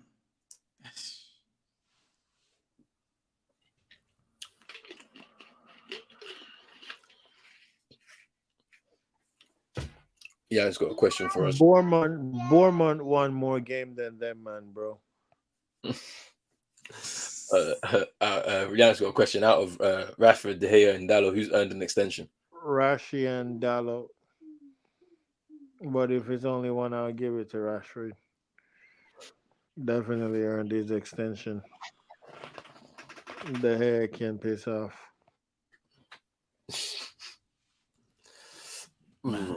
It's hard, man. Because you see with me, like I'm just kind of like, hey, Elda, is this a football stream? I look like I tickle some feathers in the chat. 39 points. 39 points in May after spending 600 million. Yeah, because you see, Yank made a comment like at the bottom in regards to like I would give De Gea an extension on reduced terms. I'd say give him a 2-year deal and bring in a keeper that's actually going to challenge him, because I don't think United have planned ahead enough in terms of scouting a keeper to replace him right now, as in this coming summer. So you keep him in there because ultimately we can improve defensively, which will also help him, because look at this season. He's how many clean sheets has he got this season? Is it 17, 18? I don't know. In all competitions, it's a lot more in all comps. So it's like you can probably get away with that for another season or two, whilst we improve on the striker position, the midfield position, and in defense as well, we're probably gonna because I don't know how this situation is gonna end up with the ownership. So if it's the Glazers still in charge for the summer, which it looks likely, we're probably only gonna get three signings that go straight into the first team, or maybe two that go straight into the first team, and a guy that will be just kind of there as a squad member. And so kind of you're going to need all the personnel you can get. Rashford also, I'm wondering as well, how much does he already get paid? It's 200 a week, right? So how much more are we going to be giving him? And this is what I like, because I'm saying, like, yeah, he's had a couple of down years. He's had a really good year this year. I don't want to give him 300k a week because he's had a good year. Nah, like, I think you need to highly incentivize the next contract. So instead of it being like a straight, we're gonna give you this cash. No, you have to have goal targets in there. You have to have assist targets in there. You have to play a certain amount of games in there to be able to make sure that you hit those kind of targets so that you can get paid to make the money. That's what I think should happen. Like, I'm not just gonna give him the cash straight away, because what if he has another down yet? Then what? You know what I'm saying? So that's the thing. You don't want to lock yourself in, because he's had a good season. His best probably season for Manchester United so far. But at the same time, we've seen players have superb seasons and then dip severely in the following campaign. You need to start developing a culture and a mindset for these players that promotes them to improve upon their last performances. And I don't think we're fully there yet. So giving these guys improved contracts. And that's what I was worried about a little bit with Luke Shaw as well, because we've seen him go to have ups and downs in his Manchester United career. But ultimately, I think the club have also put themselves in an awkward position where, player contracts have run down. You put yourself, you don't really have the acumen to say, okay, in the future, we're planning ahead. We're looking at these players. We're negotiating, and we're looking to bring in these guys just in case, or to improve upon the squad or add some competition. It's always a bit random when it comes to our signings, and it takes quite a while. We were speaking about the Bellingham thing in Real Madrid. These guys have announced it before the season's even finished. When was the last time that happened with Manchester United? It's been ages. So because you look at if the contract is running out in June, and there's been no announcement or anything like that, that's just, it's nuts. How can you allow? Because if you've not made a decision into whether you want to keep him or not, right? Why is it taking so long though? Because if you're going to let him go, you're putting us in a bad position, because now it's all your eggs in the basket. You have to go for whatever keeper you're going for, and if you make a mistake, you're stuck with that mistake. You know what I'm saying? Like, it's crazy, man. Like, it's actually nuts, like, how they let some of these contracts run down. I mean, it's like, look at the situation with Patrice Evra. Patrice Evra wanted to sign an extension. They didn't give him the extension. So he's thinking, okay, they don't want me at the club anymore. So he's already talking to his agent and saying what's out there for me. Then United come there with the 1 year deal. And he was like, yeah, you came too late. Like, I've already gave my yes to whatever, I don't know what club he went to. I think he went to Juventus after he left United. Yeah. So he's giving his yes to Juventus. United come through with the 1 year. And he was like, no, like, I've given my word. Like, it's nuts. Like, and this is why, like, that's why I'm not on the, we have to get rid of the Gea train, because I'm not sure the club have scouted effectively enough. And I think a lot of the fans are forgetting that we've struggled to replace number one keepers in previous years. You saw the kind of stress we had from going from Peter Schmeichel to Fabian Barthez, Raymond van der Hau, Mark Bosnich. Who else was there, bro? Massimo Taibi. All of these men, right? We got all of these men. Tim Howard, Roy Carroll, all of these men. We had to run through before we got to Van der Sar finally. Then because Van der Sar was kind of old at the time we brought him in. I think he was 35 when we bought him, right? Sheesh. So he was 34, I think, or 35 when we bought him. He only had 5 or 6 years with the club, and then he retired, right? That was the end of his time. And then obviously we were smart. We was able to scout the Gea and extensively over 2 years, and then, like, it was a smooth transition. Basically, he comes in as the number one, but then you have like you have a good backup just in case, because the Gea was young. And then, but then this is what I'm saying. What have United done in terms of scouting? Because some of the world's top keepers, they're either locked into long-term contracts at clubs, they're very expensive, And it's a tough one. That's why I've not really jumped out and said, yeah, we should go for this keeper, because you just don't know. You just They're don't know. bringing Dean Anderson, bro.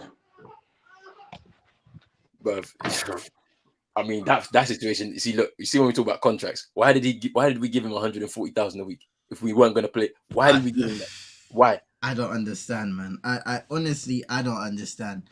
And he's in a situation where, when you look at before he went to Forest, he has an expectation of being the number one keeper, and he probably was going to be. But then you still have David De Gea sitting on the bench and earning massive wages, not backup weight. It's just stupid decisions by the football club, man. And as for Dean Henderson, I mean, he's gonna be out for a little while now because he has to get surgery. And when he comes back, is he really the profile of guy that is good enough to replace David De Gea? Yeah, that's what I'm saying. I don't know. I don't know what they're thinking, to be honest with you. And how we're gonna be able to deal with this, to be fair. So that's why I think De Gea's kind of got to stay. And then, I mean, does Dallo deserve an extension? I'd say yeah. I think he showcased that he can improve. He's young, so I'd give him an extension based off of that.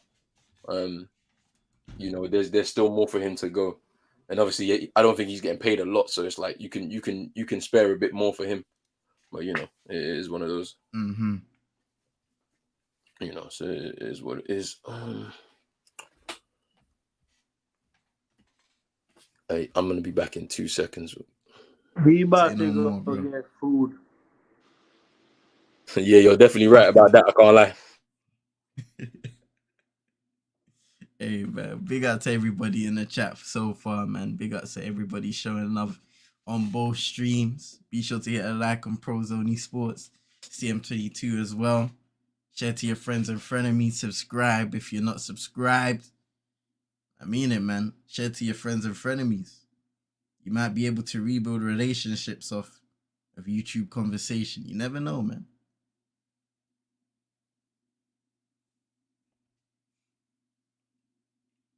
Yang saying De Gea also said he wants to stay. Yeah. So he definitely wants to stay at the club.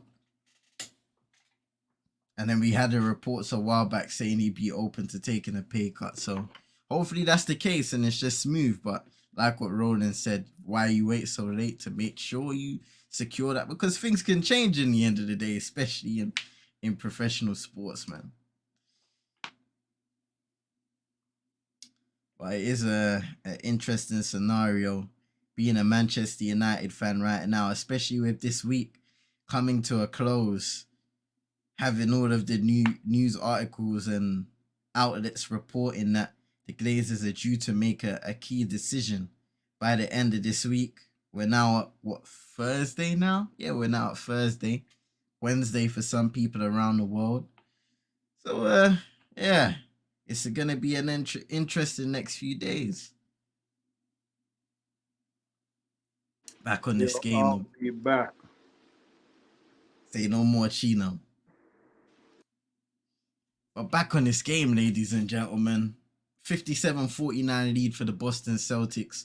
What do you guys think in the comment section below? What do you guys believe Philadelphia need to do in able to get back in this game and win it? It would be great for them if they could take a 2-0 lead in the series going back to Philadelphia. That would be insane and a massive disappointment for the Boston Celtics.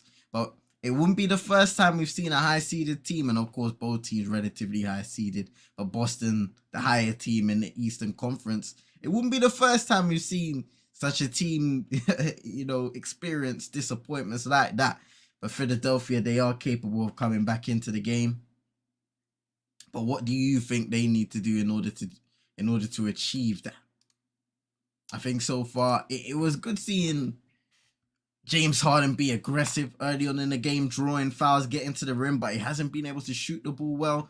He's earned most of his points off free throws, 7 of 8, 0 for 5 from 3, 2 for 10 from the field overall. So you will get those games from James Harden from time to time where he's in rhythm in game 1 and he just looks completely out of it now for game 2.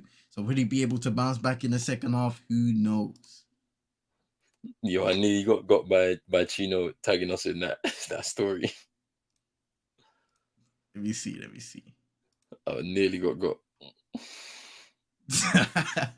I nearly bit. I was about to come in like breaking news. Nah.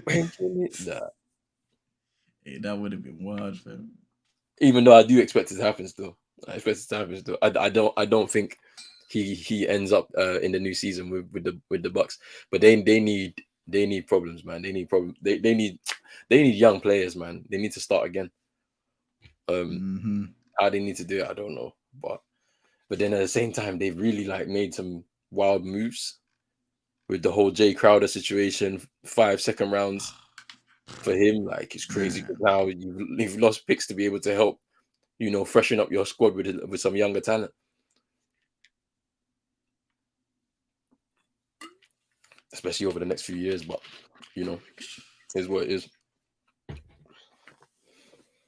Here's Marcus Smart fade away. Ooh, gets it to go over James Harden. He has played well today, Marcus Smart.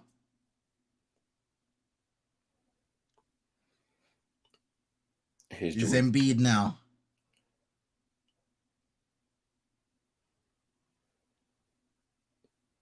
4 to shoot. Joel Embiid fade away. Ooh, over Al Horford. Here's Jason Tatum back in the game on free personals. Jaylen Brown throwing it down.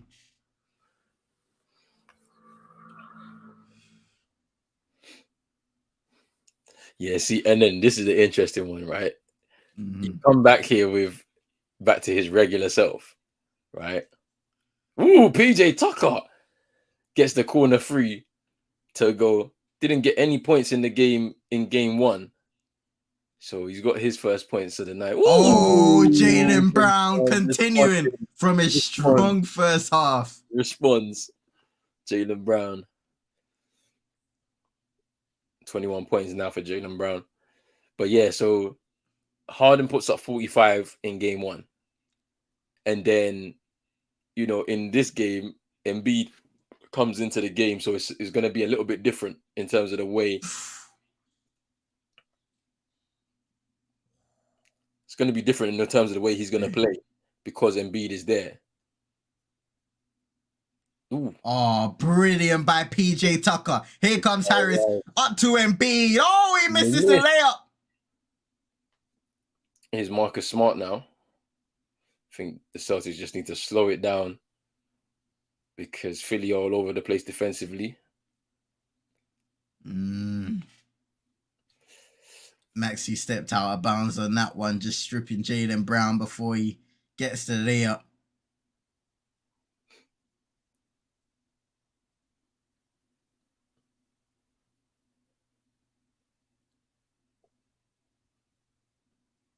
Here's Jaylen Brown. Tyrese Maxey switching on to him. We're thinking about the double there. But Jaylen Brown. Yeah, he's come out second half ready.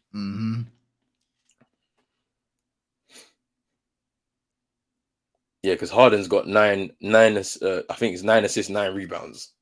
I think it is it? Let me see. So 9 rebounds, only 3 assists. 3 assists, okay.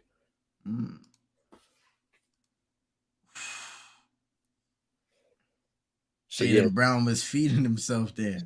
So the game has changed for him, but like the people be like, so why did they switch from the old Harden is back and now look at what he's doing type of thing? Yeah.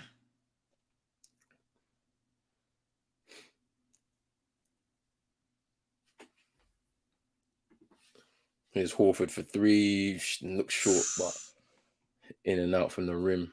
Here's Tobias Harris. Here's Tobias. Taking on Tatum, feeding it to Embiid. Ooh, tries to play through the lines and just turns it. Horford again. Ooh. They keep giving him that shot. Yeah. Here's James Harden now. Wolf has taken 7 threes tonight. one for 7. Oh my goodness. See, look, Harden has. This is it about, like basketball. One game you will be just hot from 3, then the next day you're so cold, and it's just like he's getting good looks, and they're open as well for some of them. Ooh, Jaylen Brown, foul on PJ Tucker. You looking confused? Just bulldozing through PJ Tucker, and he'll shoot 2. Oh, that's unlucky for James Harden. I can't lie to you.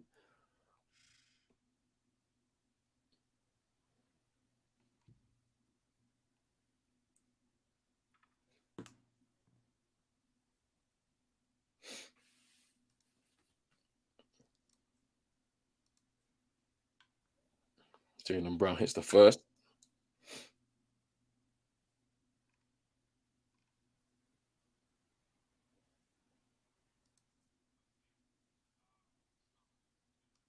And the second.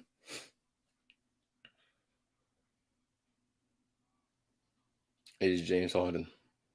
Into Tobias Harris. James Harden. Here's Embiid.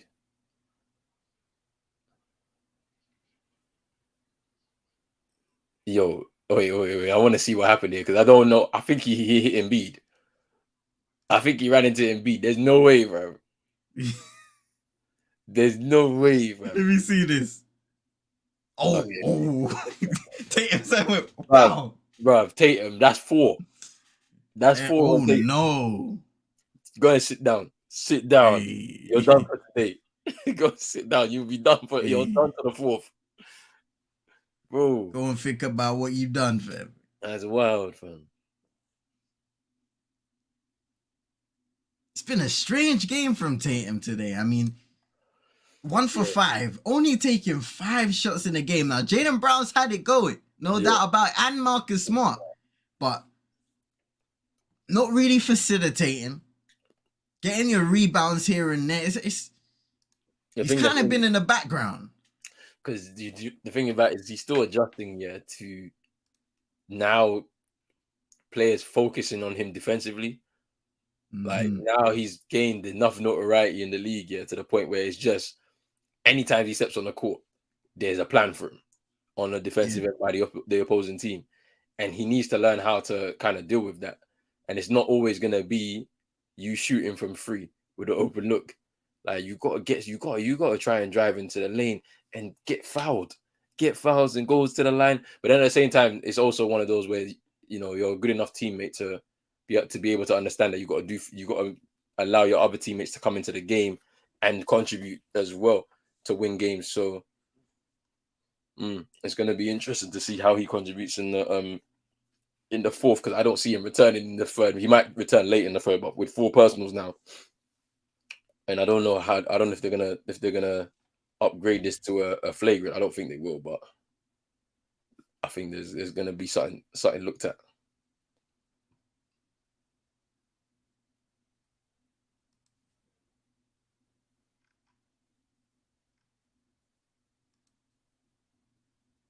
Yeah, I do miss the Mavs in this playoffs though. Not seeing them this year is it's a bit strange. No Kyrie. It's a shame, man. It's a shame, man. You just hope that next season you see them both. I'm not sure Kyrie will be on that team. Not gonna lie, but that's gonna be an interest. Where do you think he goes though? I don't know. That's the thing. A lot of people been talking about LA. I guess that depends on whether they want to keep D'Lo. Because they're gonna have to pay him if he plays well in this run. But where else does Kyrie go? This is what I'm saying. I'm not so sure that LA are gonna get rid of D'Lo. I don't think it's gonna happen. That's the thing. And it's like, where does Kyrie go? Man, that's tough. Because it's gotta be Miami, because they need a point guard. Like, but yeah, I don't know.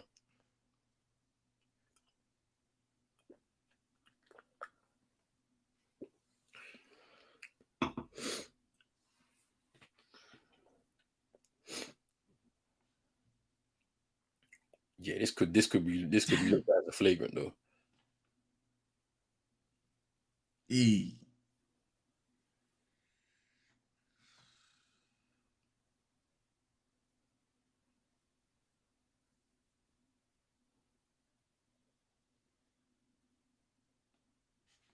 And then they're saying James Harden 2 for 11 tonight. Yeah, it's that kind of game. That kind of game for him. Here's Embiid. Here's Harden. Back to Embiid. Posting up, smart.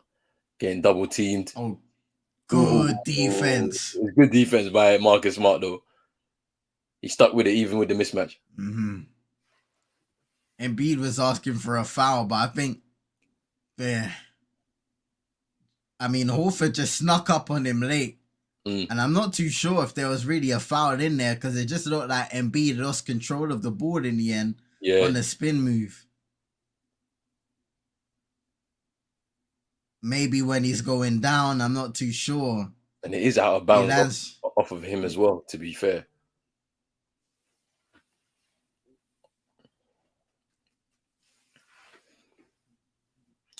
Here's Jaylen Brown.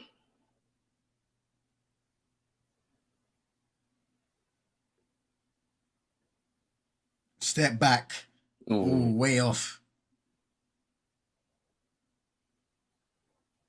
Now Harden can carry it up court. Look for something. Embiid sets the high screen. And now he's up against Al Horford. 11 on the shot clock. Drives inside. Tries to draw the foul and does. He'll shoot 2. Where's the switch, man? I don't want to see this. I want to see this because I'm seeing Grant Williams with Embiid. We saw it in the first round with Trey, and now Harden. Switch. Did you man see what I just tagged you in, bro?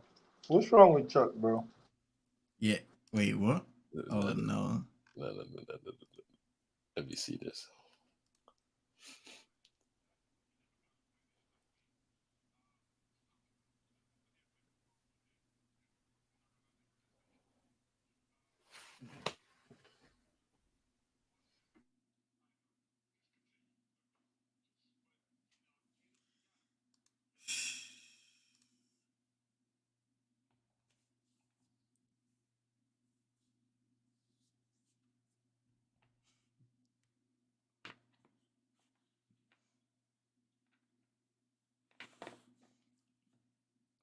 Major pause, fam. Pause, fam. They be doing this, man. They be setting this up, bro. This is hilarious. They be setting this up, man. It's funny, man.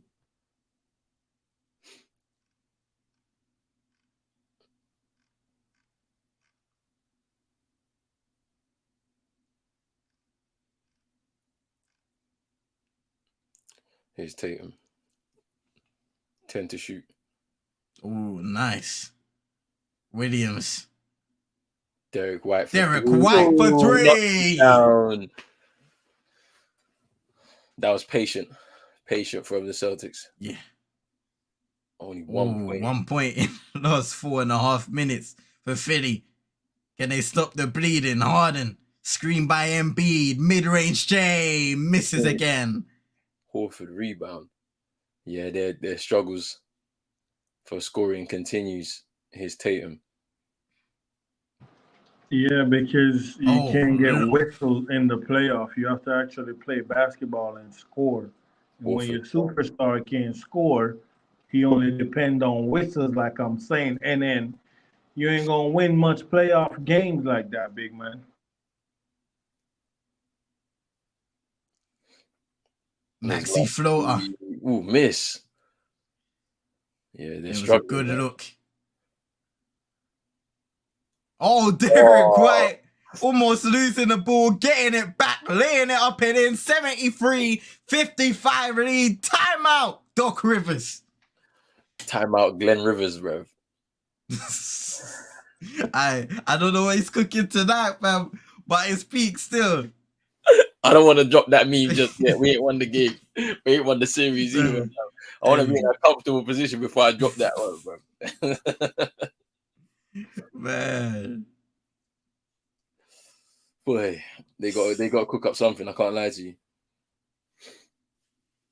This game's running away from them and fast. And quickly.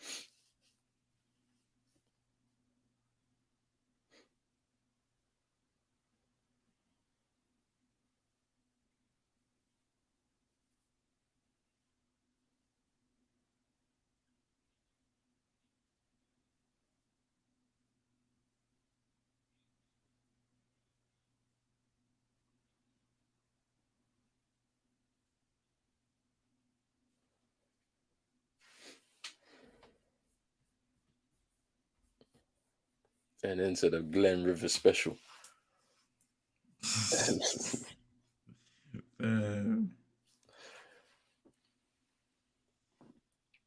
It's crazy how this game has gone though, because at one point it was a close game, Philly still in it, and now we're looking at despite Tatum going 1 for 7, Horford 1 for 9. You got James Harden 2 for 12, Embiid hasn't really been aggressive, still with 15 points, most of them from the free throw line, 4 of 9 from the field. Tyrese Maxey has 13, but just not enough contribute. 4 points off the bench for Philly tonight. That's where I feel like they was always going to struggle in this series for me, where the guys off the bench, even with a full strength starting 5, they would have to contribute massively. Tobias Harris, not as consistent as what you would expect. Like, DeAnthony Melton's had a good year this year, but he needs to be contributing a lot more than what he does. And this is playoff basketball. It's different. Everyone's got to be locked in, role players and your starting 5. And if that's not the case, then boy, I don't know you don't know what's going to happen there, type of thing. So, I miss this Tatum. Aggressive. Man. I miss this Tatum. Aggressive. Like, doing anything he can. And it's interesting how his game has changed a little bit over the last 5 years. He's tried to find that balance, and I don't think he's 100% there yet. But at the same time, he still has, I say, at least a couple years to figure that out. Yeah, like he is, because that's the thing. He's still young. He's 25. Like, he can. When he hits 28, I would expect all of this kind of aspects of his game to clean up, and it'd be different. Like.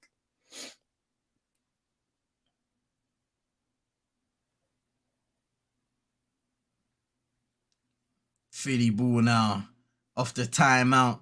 They need to get a bucket and fast to start the remainder of this third quarter the right way. Nice pump fake by Harris into Embiid. A few passes around the court. Harris wide open in the corner for 3. He had to knock that down. That was a good ball movement there by Philly. It's 11 points for Tobias Harris now.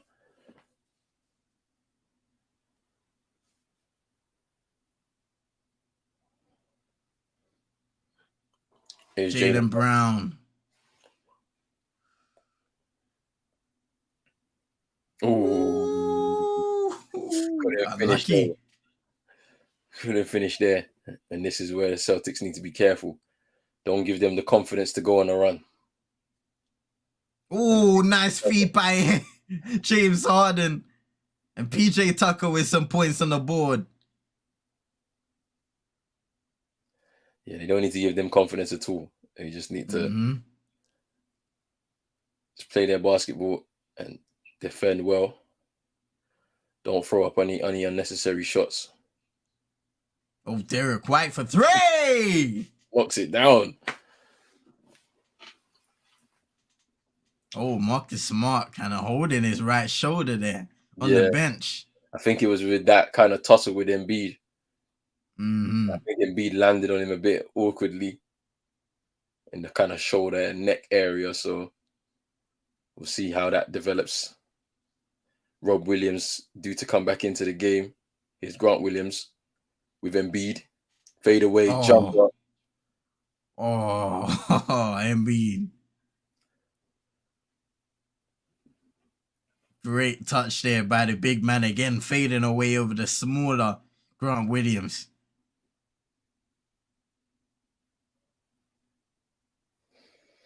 There's Jaylen Brown.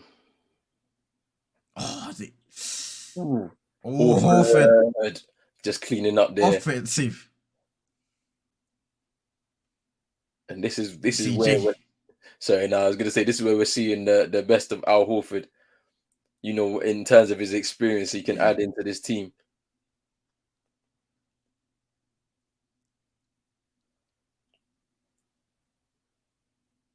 And now Maxey for 3, way off.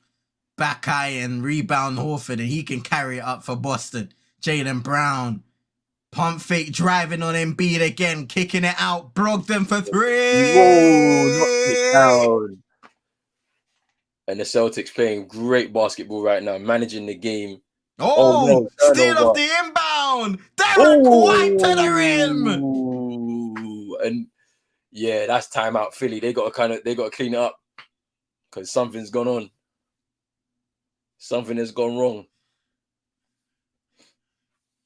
Celtics leading 83 to 62, 21-point lead.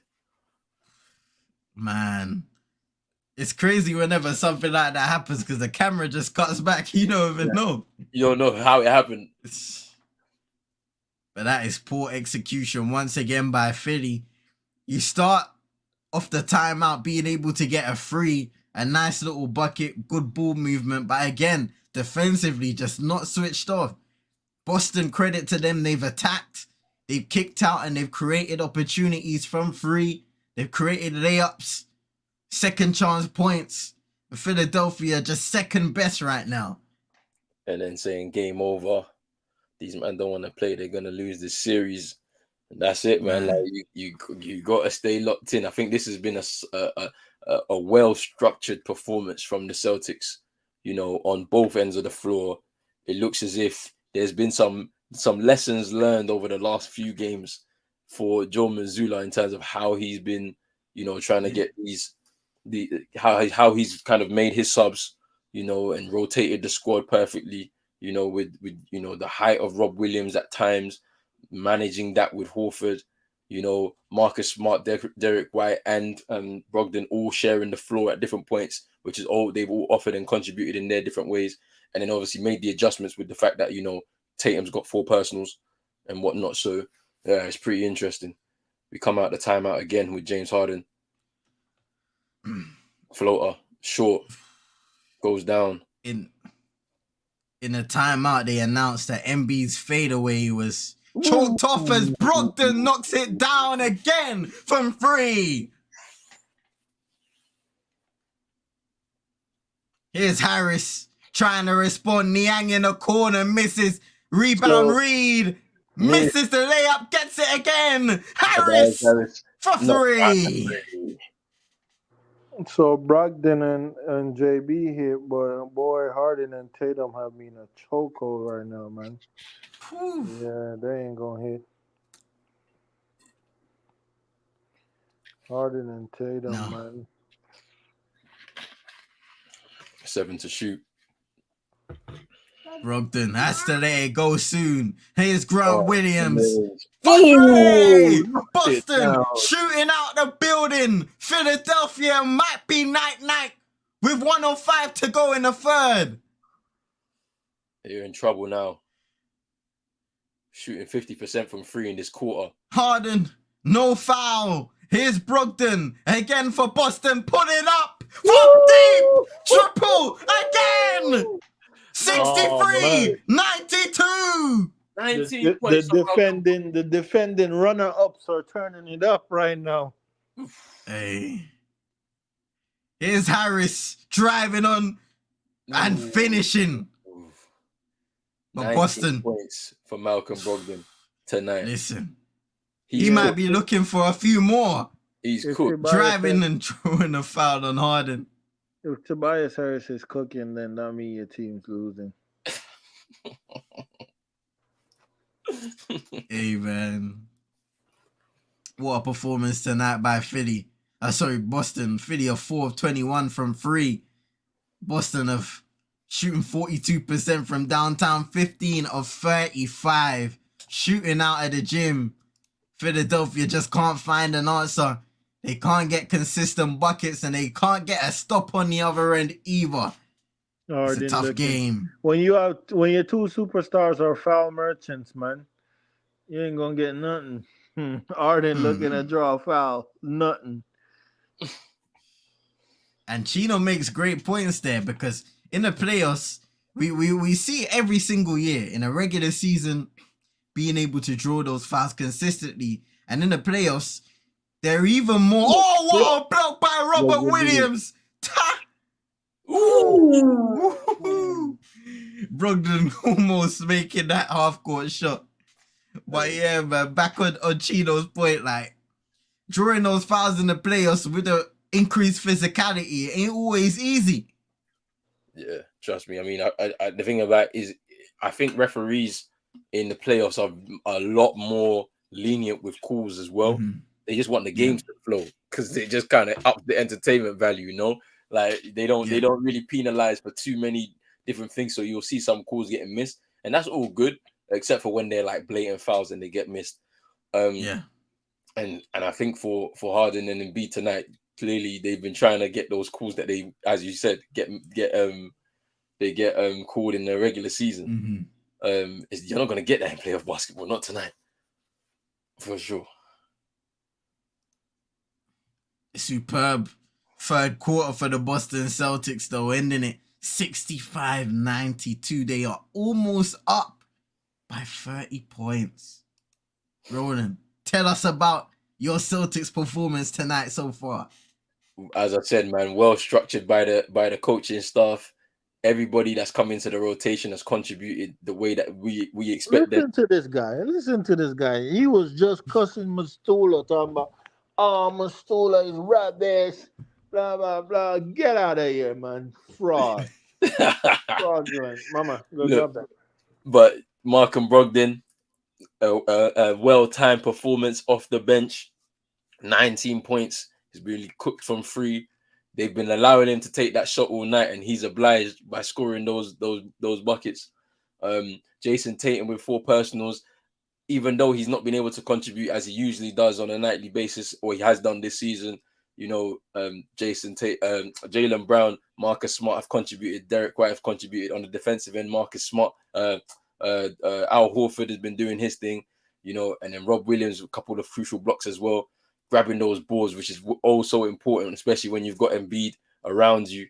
So I mean, look, I'm happy with the performance. Look, it looks like we've won the game here, heading into the 4th, and 1-1 over to Philly. Let's see what we can do. They just need to close this game out. That's what I'm saying. Even though I've seen us drop a near enough 30-point lead, against the Hawks in that game as well. Like even though we beat them, so I mean, we just need to be careful. We need to be careful. That's what I'm saying. But Chino, that picture you sent, well, that could happen, you know. But the Suns would be stupid if they did it. Hey. That could happen. Imagine. That would be stupid if they did it, because they'll have to trade away everything, fam.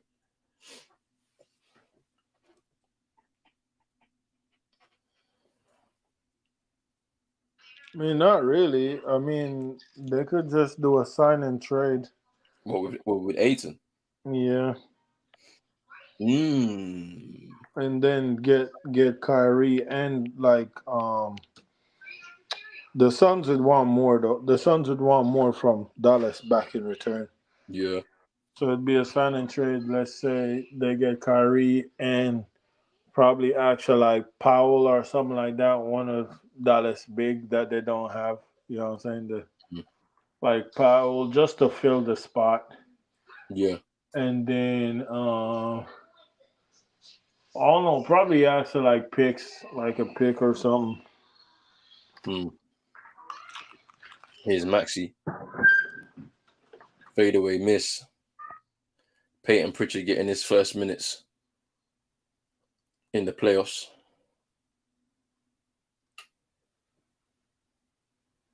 Oh, that mean it's done for Tatum and them? Yeah, the parlay is cooked, bruv.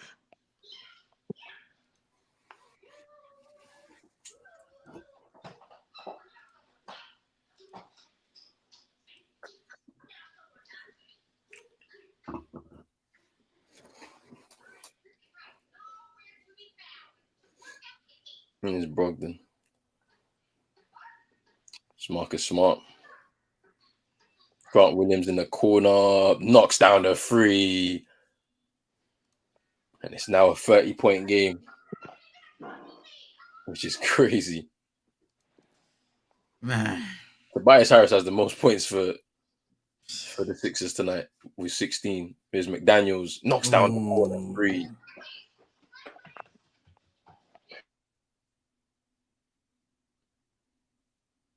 Ooh. Oh, ooh. Robert Williams with the tip. You know what I've liked to see as well from the Celtics, playing with pace. It's fourth quarter. They're not letting up. Yeah. They're playing with pace.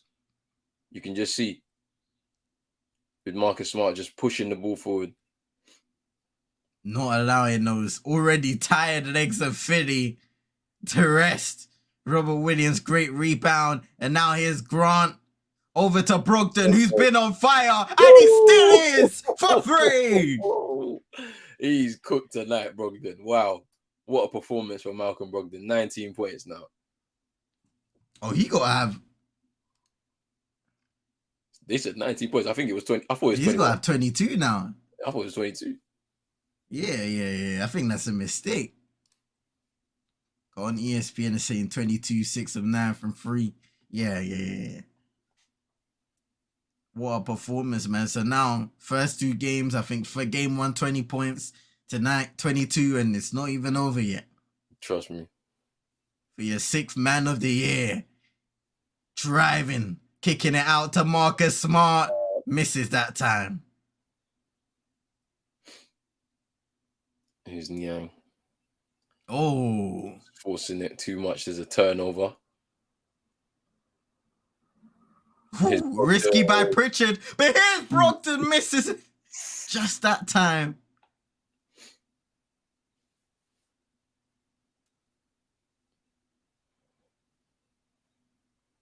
Melton doesn't want to take that shot out to Niang. Who scores?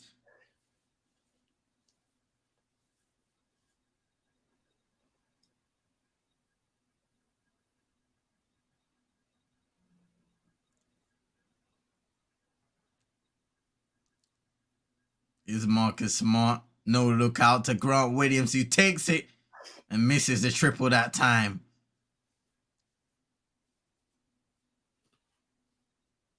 It looks like the Sixers have conceded this game now. Yeah. Heading back to Philadelphia for games 3 and 4. They're happy being able to split the series so far. Yeah, that second unit are out there now.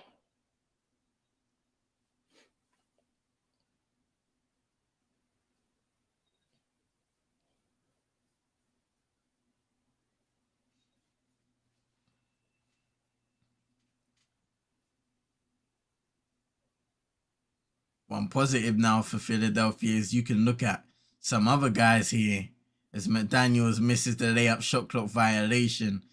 Shake Milton enters the game, an opportunity for him potentially to showcase why he should have a deeper role in these playoffs. Yeah.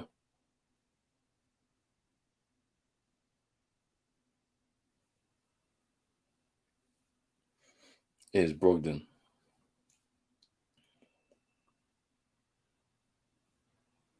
Smart. Ooh, was it a travel? I think he stepped out of bounds. Either that or... Yeah, stepped out of bounds.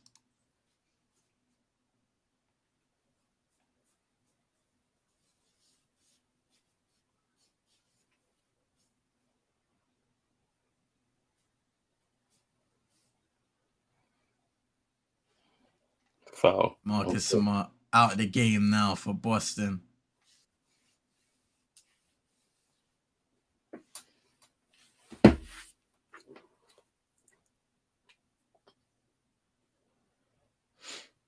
McDaniels can't knock down a three. Can't wait for Twitter to drop that meme of that one light skinned brother that looked like Tatum that be dancing. Jason Tatum in Boston blowout win. You know what I'm talking about? If that one, yeah, he be dancing. He be on Twitter talking about. Hey man, Bro, that is funny. Bro, they be on to him, fam. I need a one dance. They're gonna do it, bro. They're gonna do the Ice JJ Fish, bro. Oh,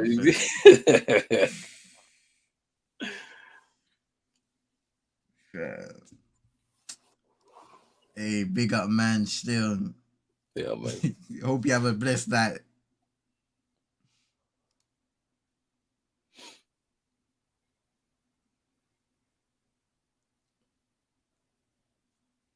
McDaniels fade away, missing that time. Great rebound there by Reed on the offensive board and laying it up and in. Still a massive lead for Boston with 7:38 to go in the fourth, but Philadelphia still fighting. It's Sam Hauser.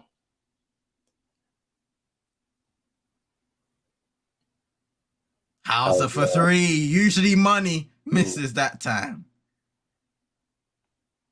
Here's Milton. Spins, knocks it down with the fade away.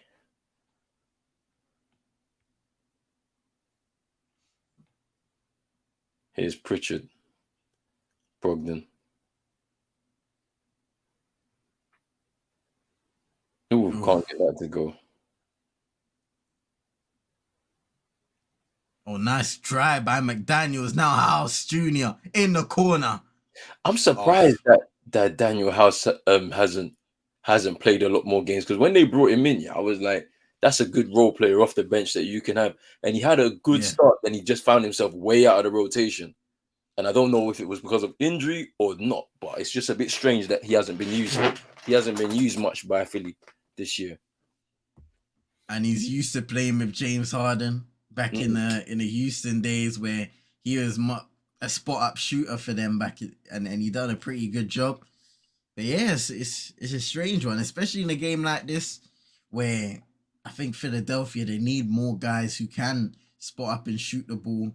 Also, I think in terms of the shots they've taken tonight, they've missed a lot.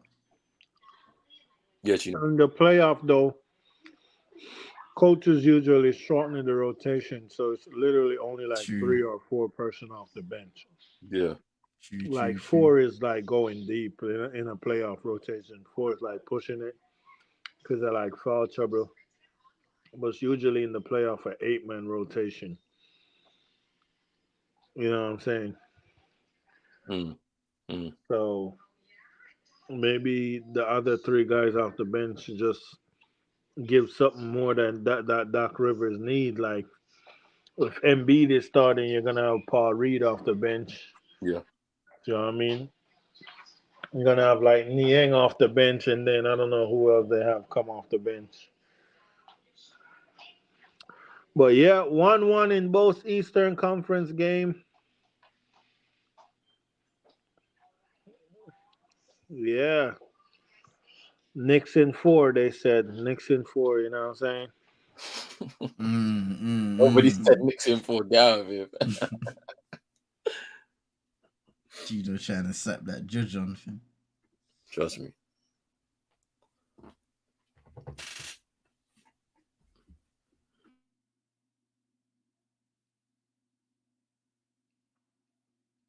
Got an interesting game again tomorrow. Game 2 of that Golden State Lakers series. Game starting at 2 a.m. UK time.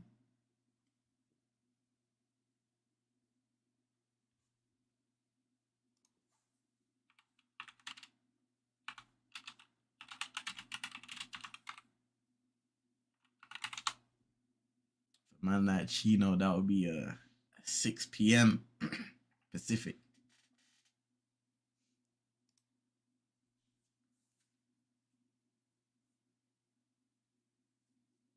A lot of the fans in Boston happy with their team's effort tonight. Getting a bit of rest at the end of the game as well. Both sets of players, starting and bench units, to be honest, now that everybody's out of the game. Standout performances from the likes of Malcolm Brogdon off the bench. 25 from Jaylen Brown. He's been aggressive today. Whereas Jason Tatum has struggled with his shot. The likes of Marcus Smart, Derek White have stepped up with 15 points both tonight.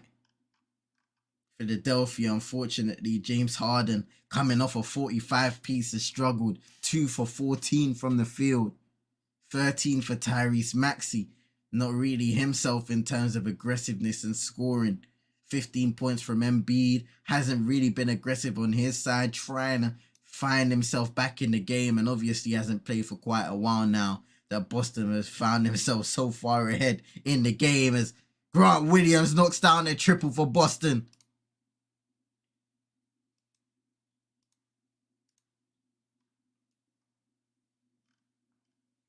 Boston now 18 of 45 from the 3-point line.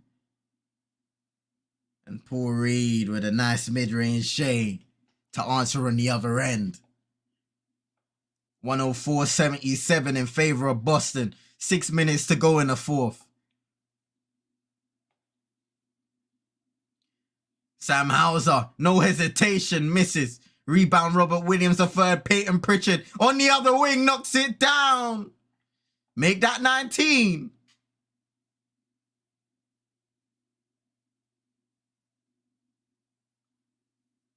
Now Shake Milton up against Hauser. Walking him inside the paint. No look to House. Misses the triple. And rebound Pritchard.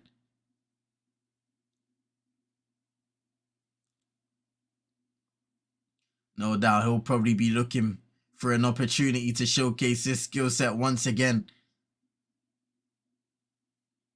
And he steps back, opts away from the triple. Derek White for 3. Misses. Peyton Pritchard wants more game time. Ooh, block! Rob Williams. Sheesh.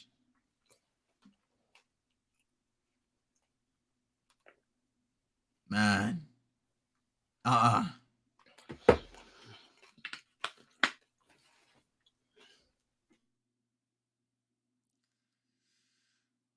Perfect time to take out Robert Williams, man. No need to have him put any extra stress on those knees.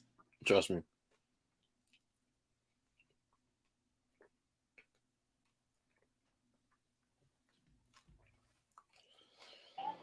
What knees? That's bone to bone. Ain't no car. Ooh, cool name. I said bone to bone, fam. Everything else is gone. That's cold, fam. Bro.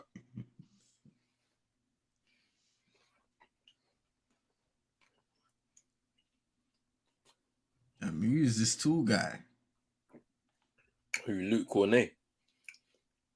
Is that Luke Cornet? Which one? The number 40. No, 57. 57. No. Yeah, that's Muscala. Oh, that's Mike Muscala. Right, he looks different, fam. He looks different than a Boston uniform, fam. Yeah, I know, with it, because he used to be at OKC, huh? Yeah.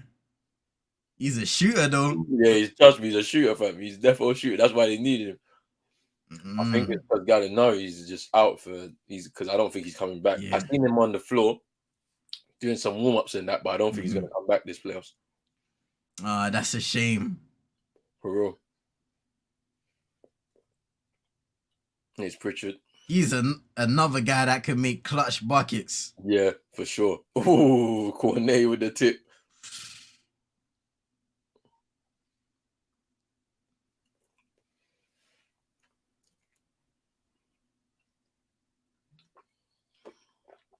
Oh.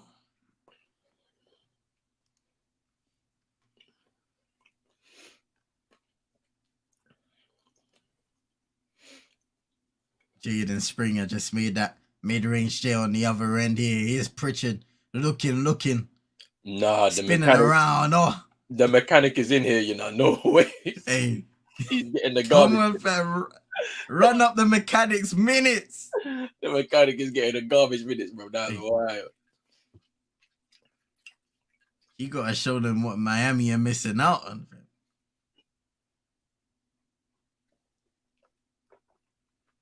Shake Milton driving. Now Deadman. Turnover. It's Sam Hauser.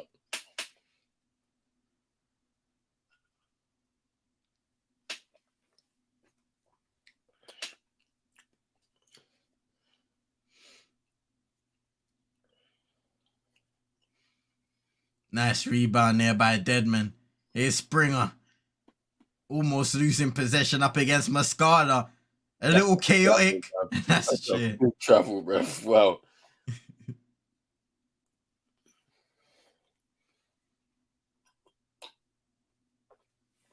Got another timeout now. 2:28 remaining in the fourth. Boston have for sure secured this victory, and an emphatic victory at that.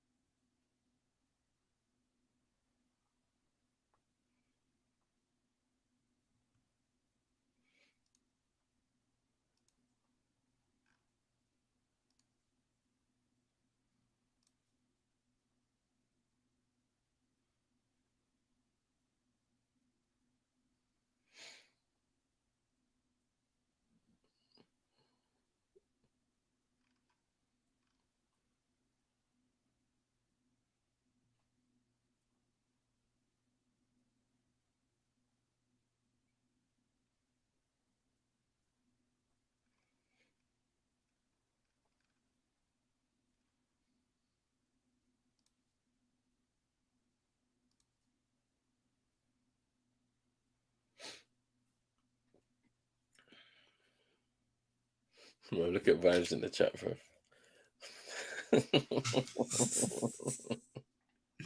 Hey, it was today. Bad vibes. Big up vibes still.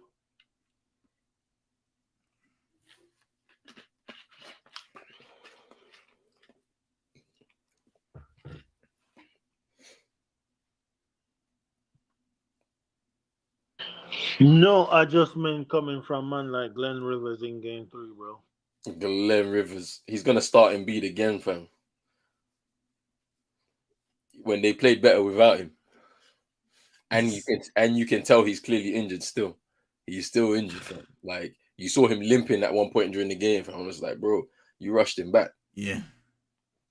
You could have at least, you could have dropped this game, let him rest, then bring him back in game 3, if anything. Let Paul Reed go through another game, because he had a good game in game 1. So there was no need. Because you've already Miami did with Jimmy Butler. That's what I'm saying. You already split the road game, so what's the point? Like, breaking news. In the summer, breaking news, Joel Embiid requested Miami and Miami only to go link up with longtime teammate and best friend Jimmy Butler. The reigning MVP is taking his talent to South Beach. Nah. And all the racist fans in Boston is shaking in their boots. King went to the bar to watch.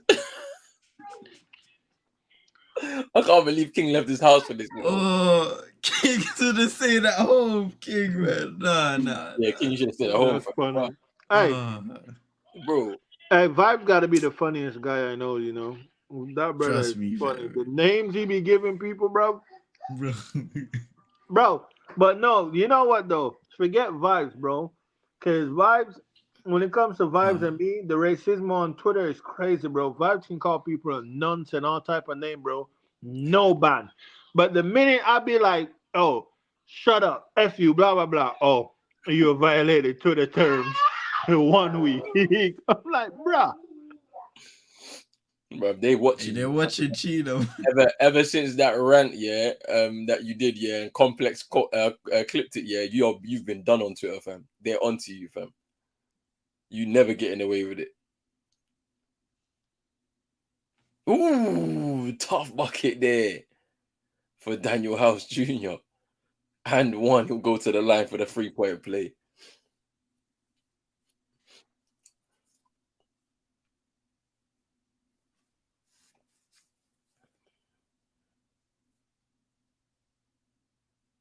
And he completes it. Tomorrow's game 2, Lakers Warriors. Can't wait for that one. That's gonna be good. That's gonna be good.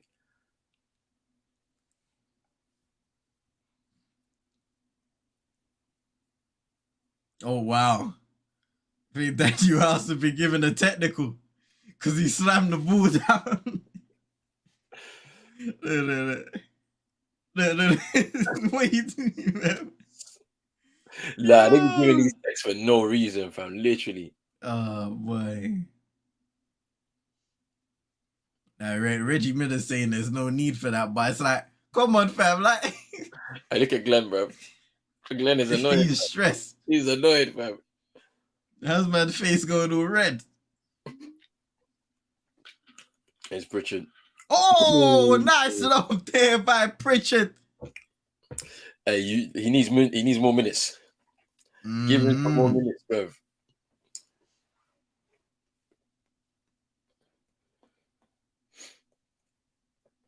Hey, Shake Milton.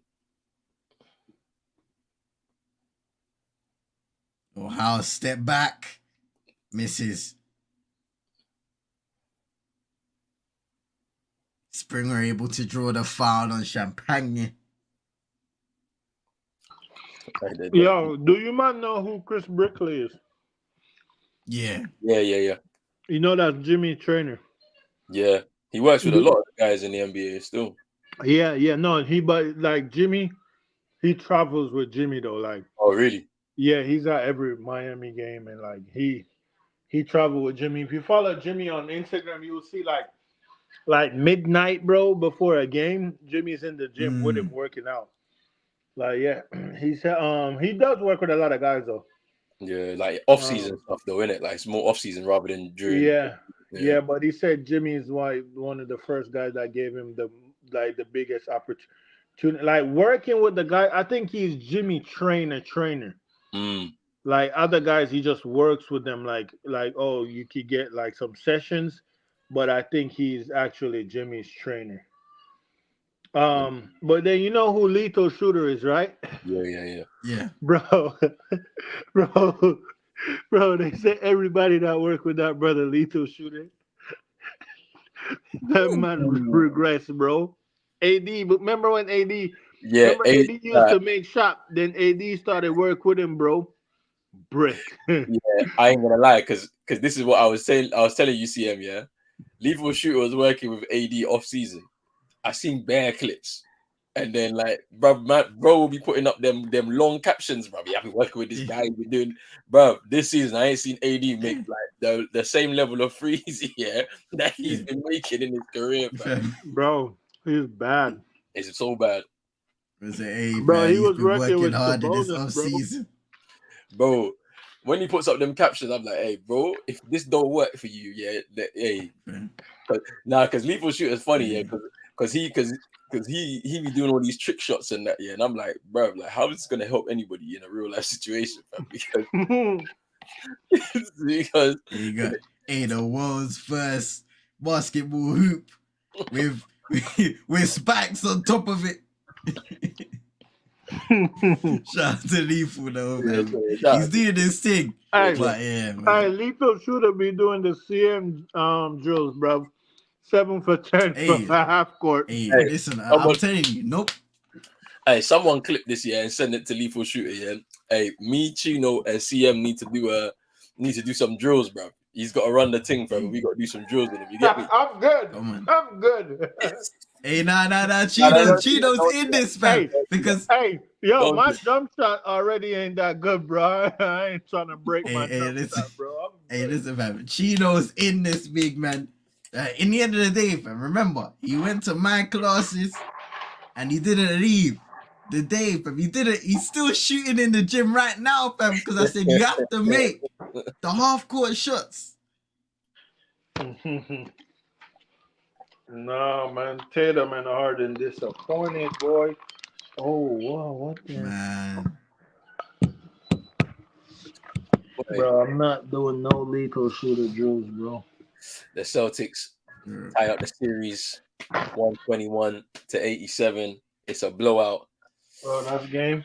That game, they're taking it back to Philly on Friday. We'll be here to witness game 3. Boy, tomorrow night it is game 2, Lakers against Warriors. We're gonna run it back, man. It's gonna be a good one. But yeah, who play Friday?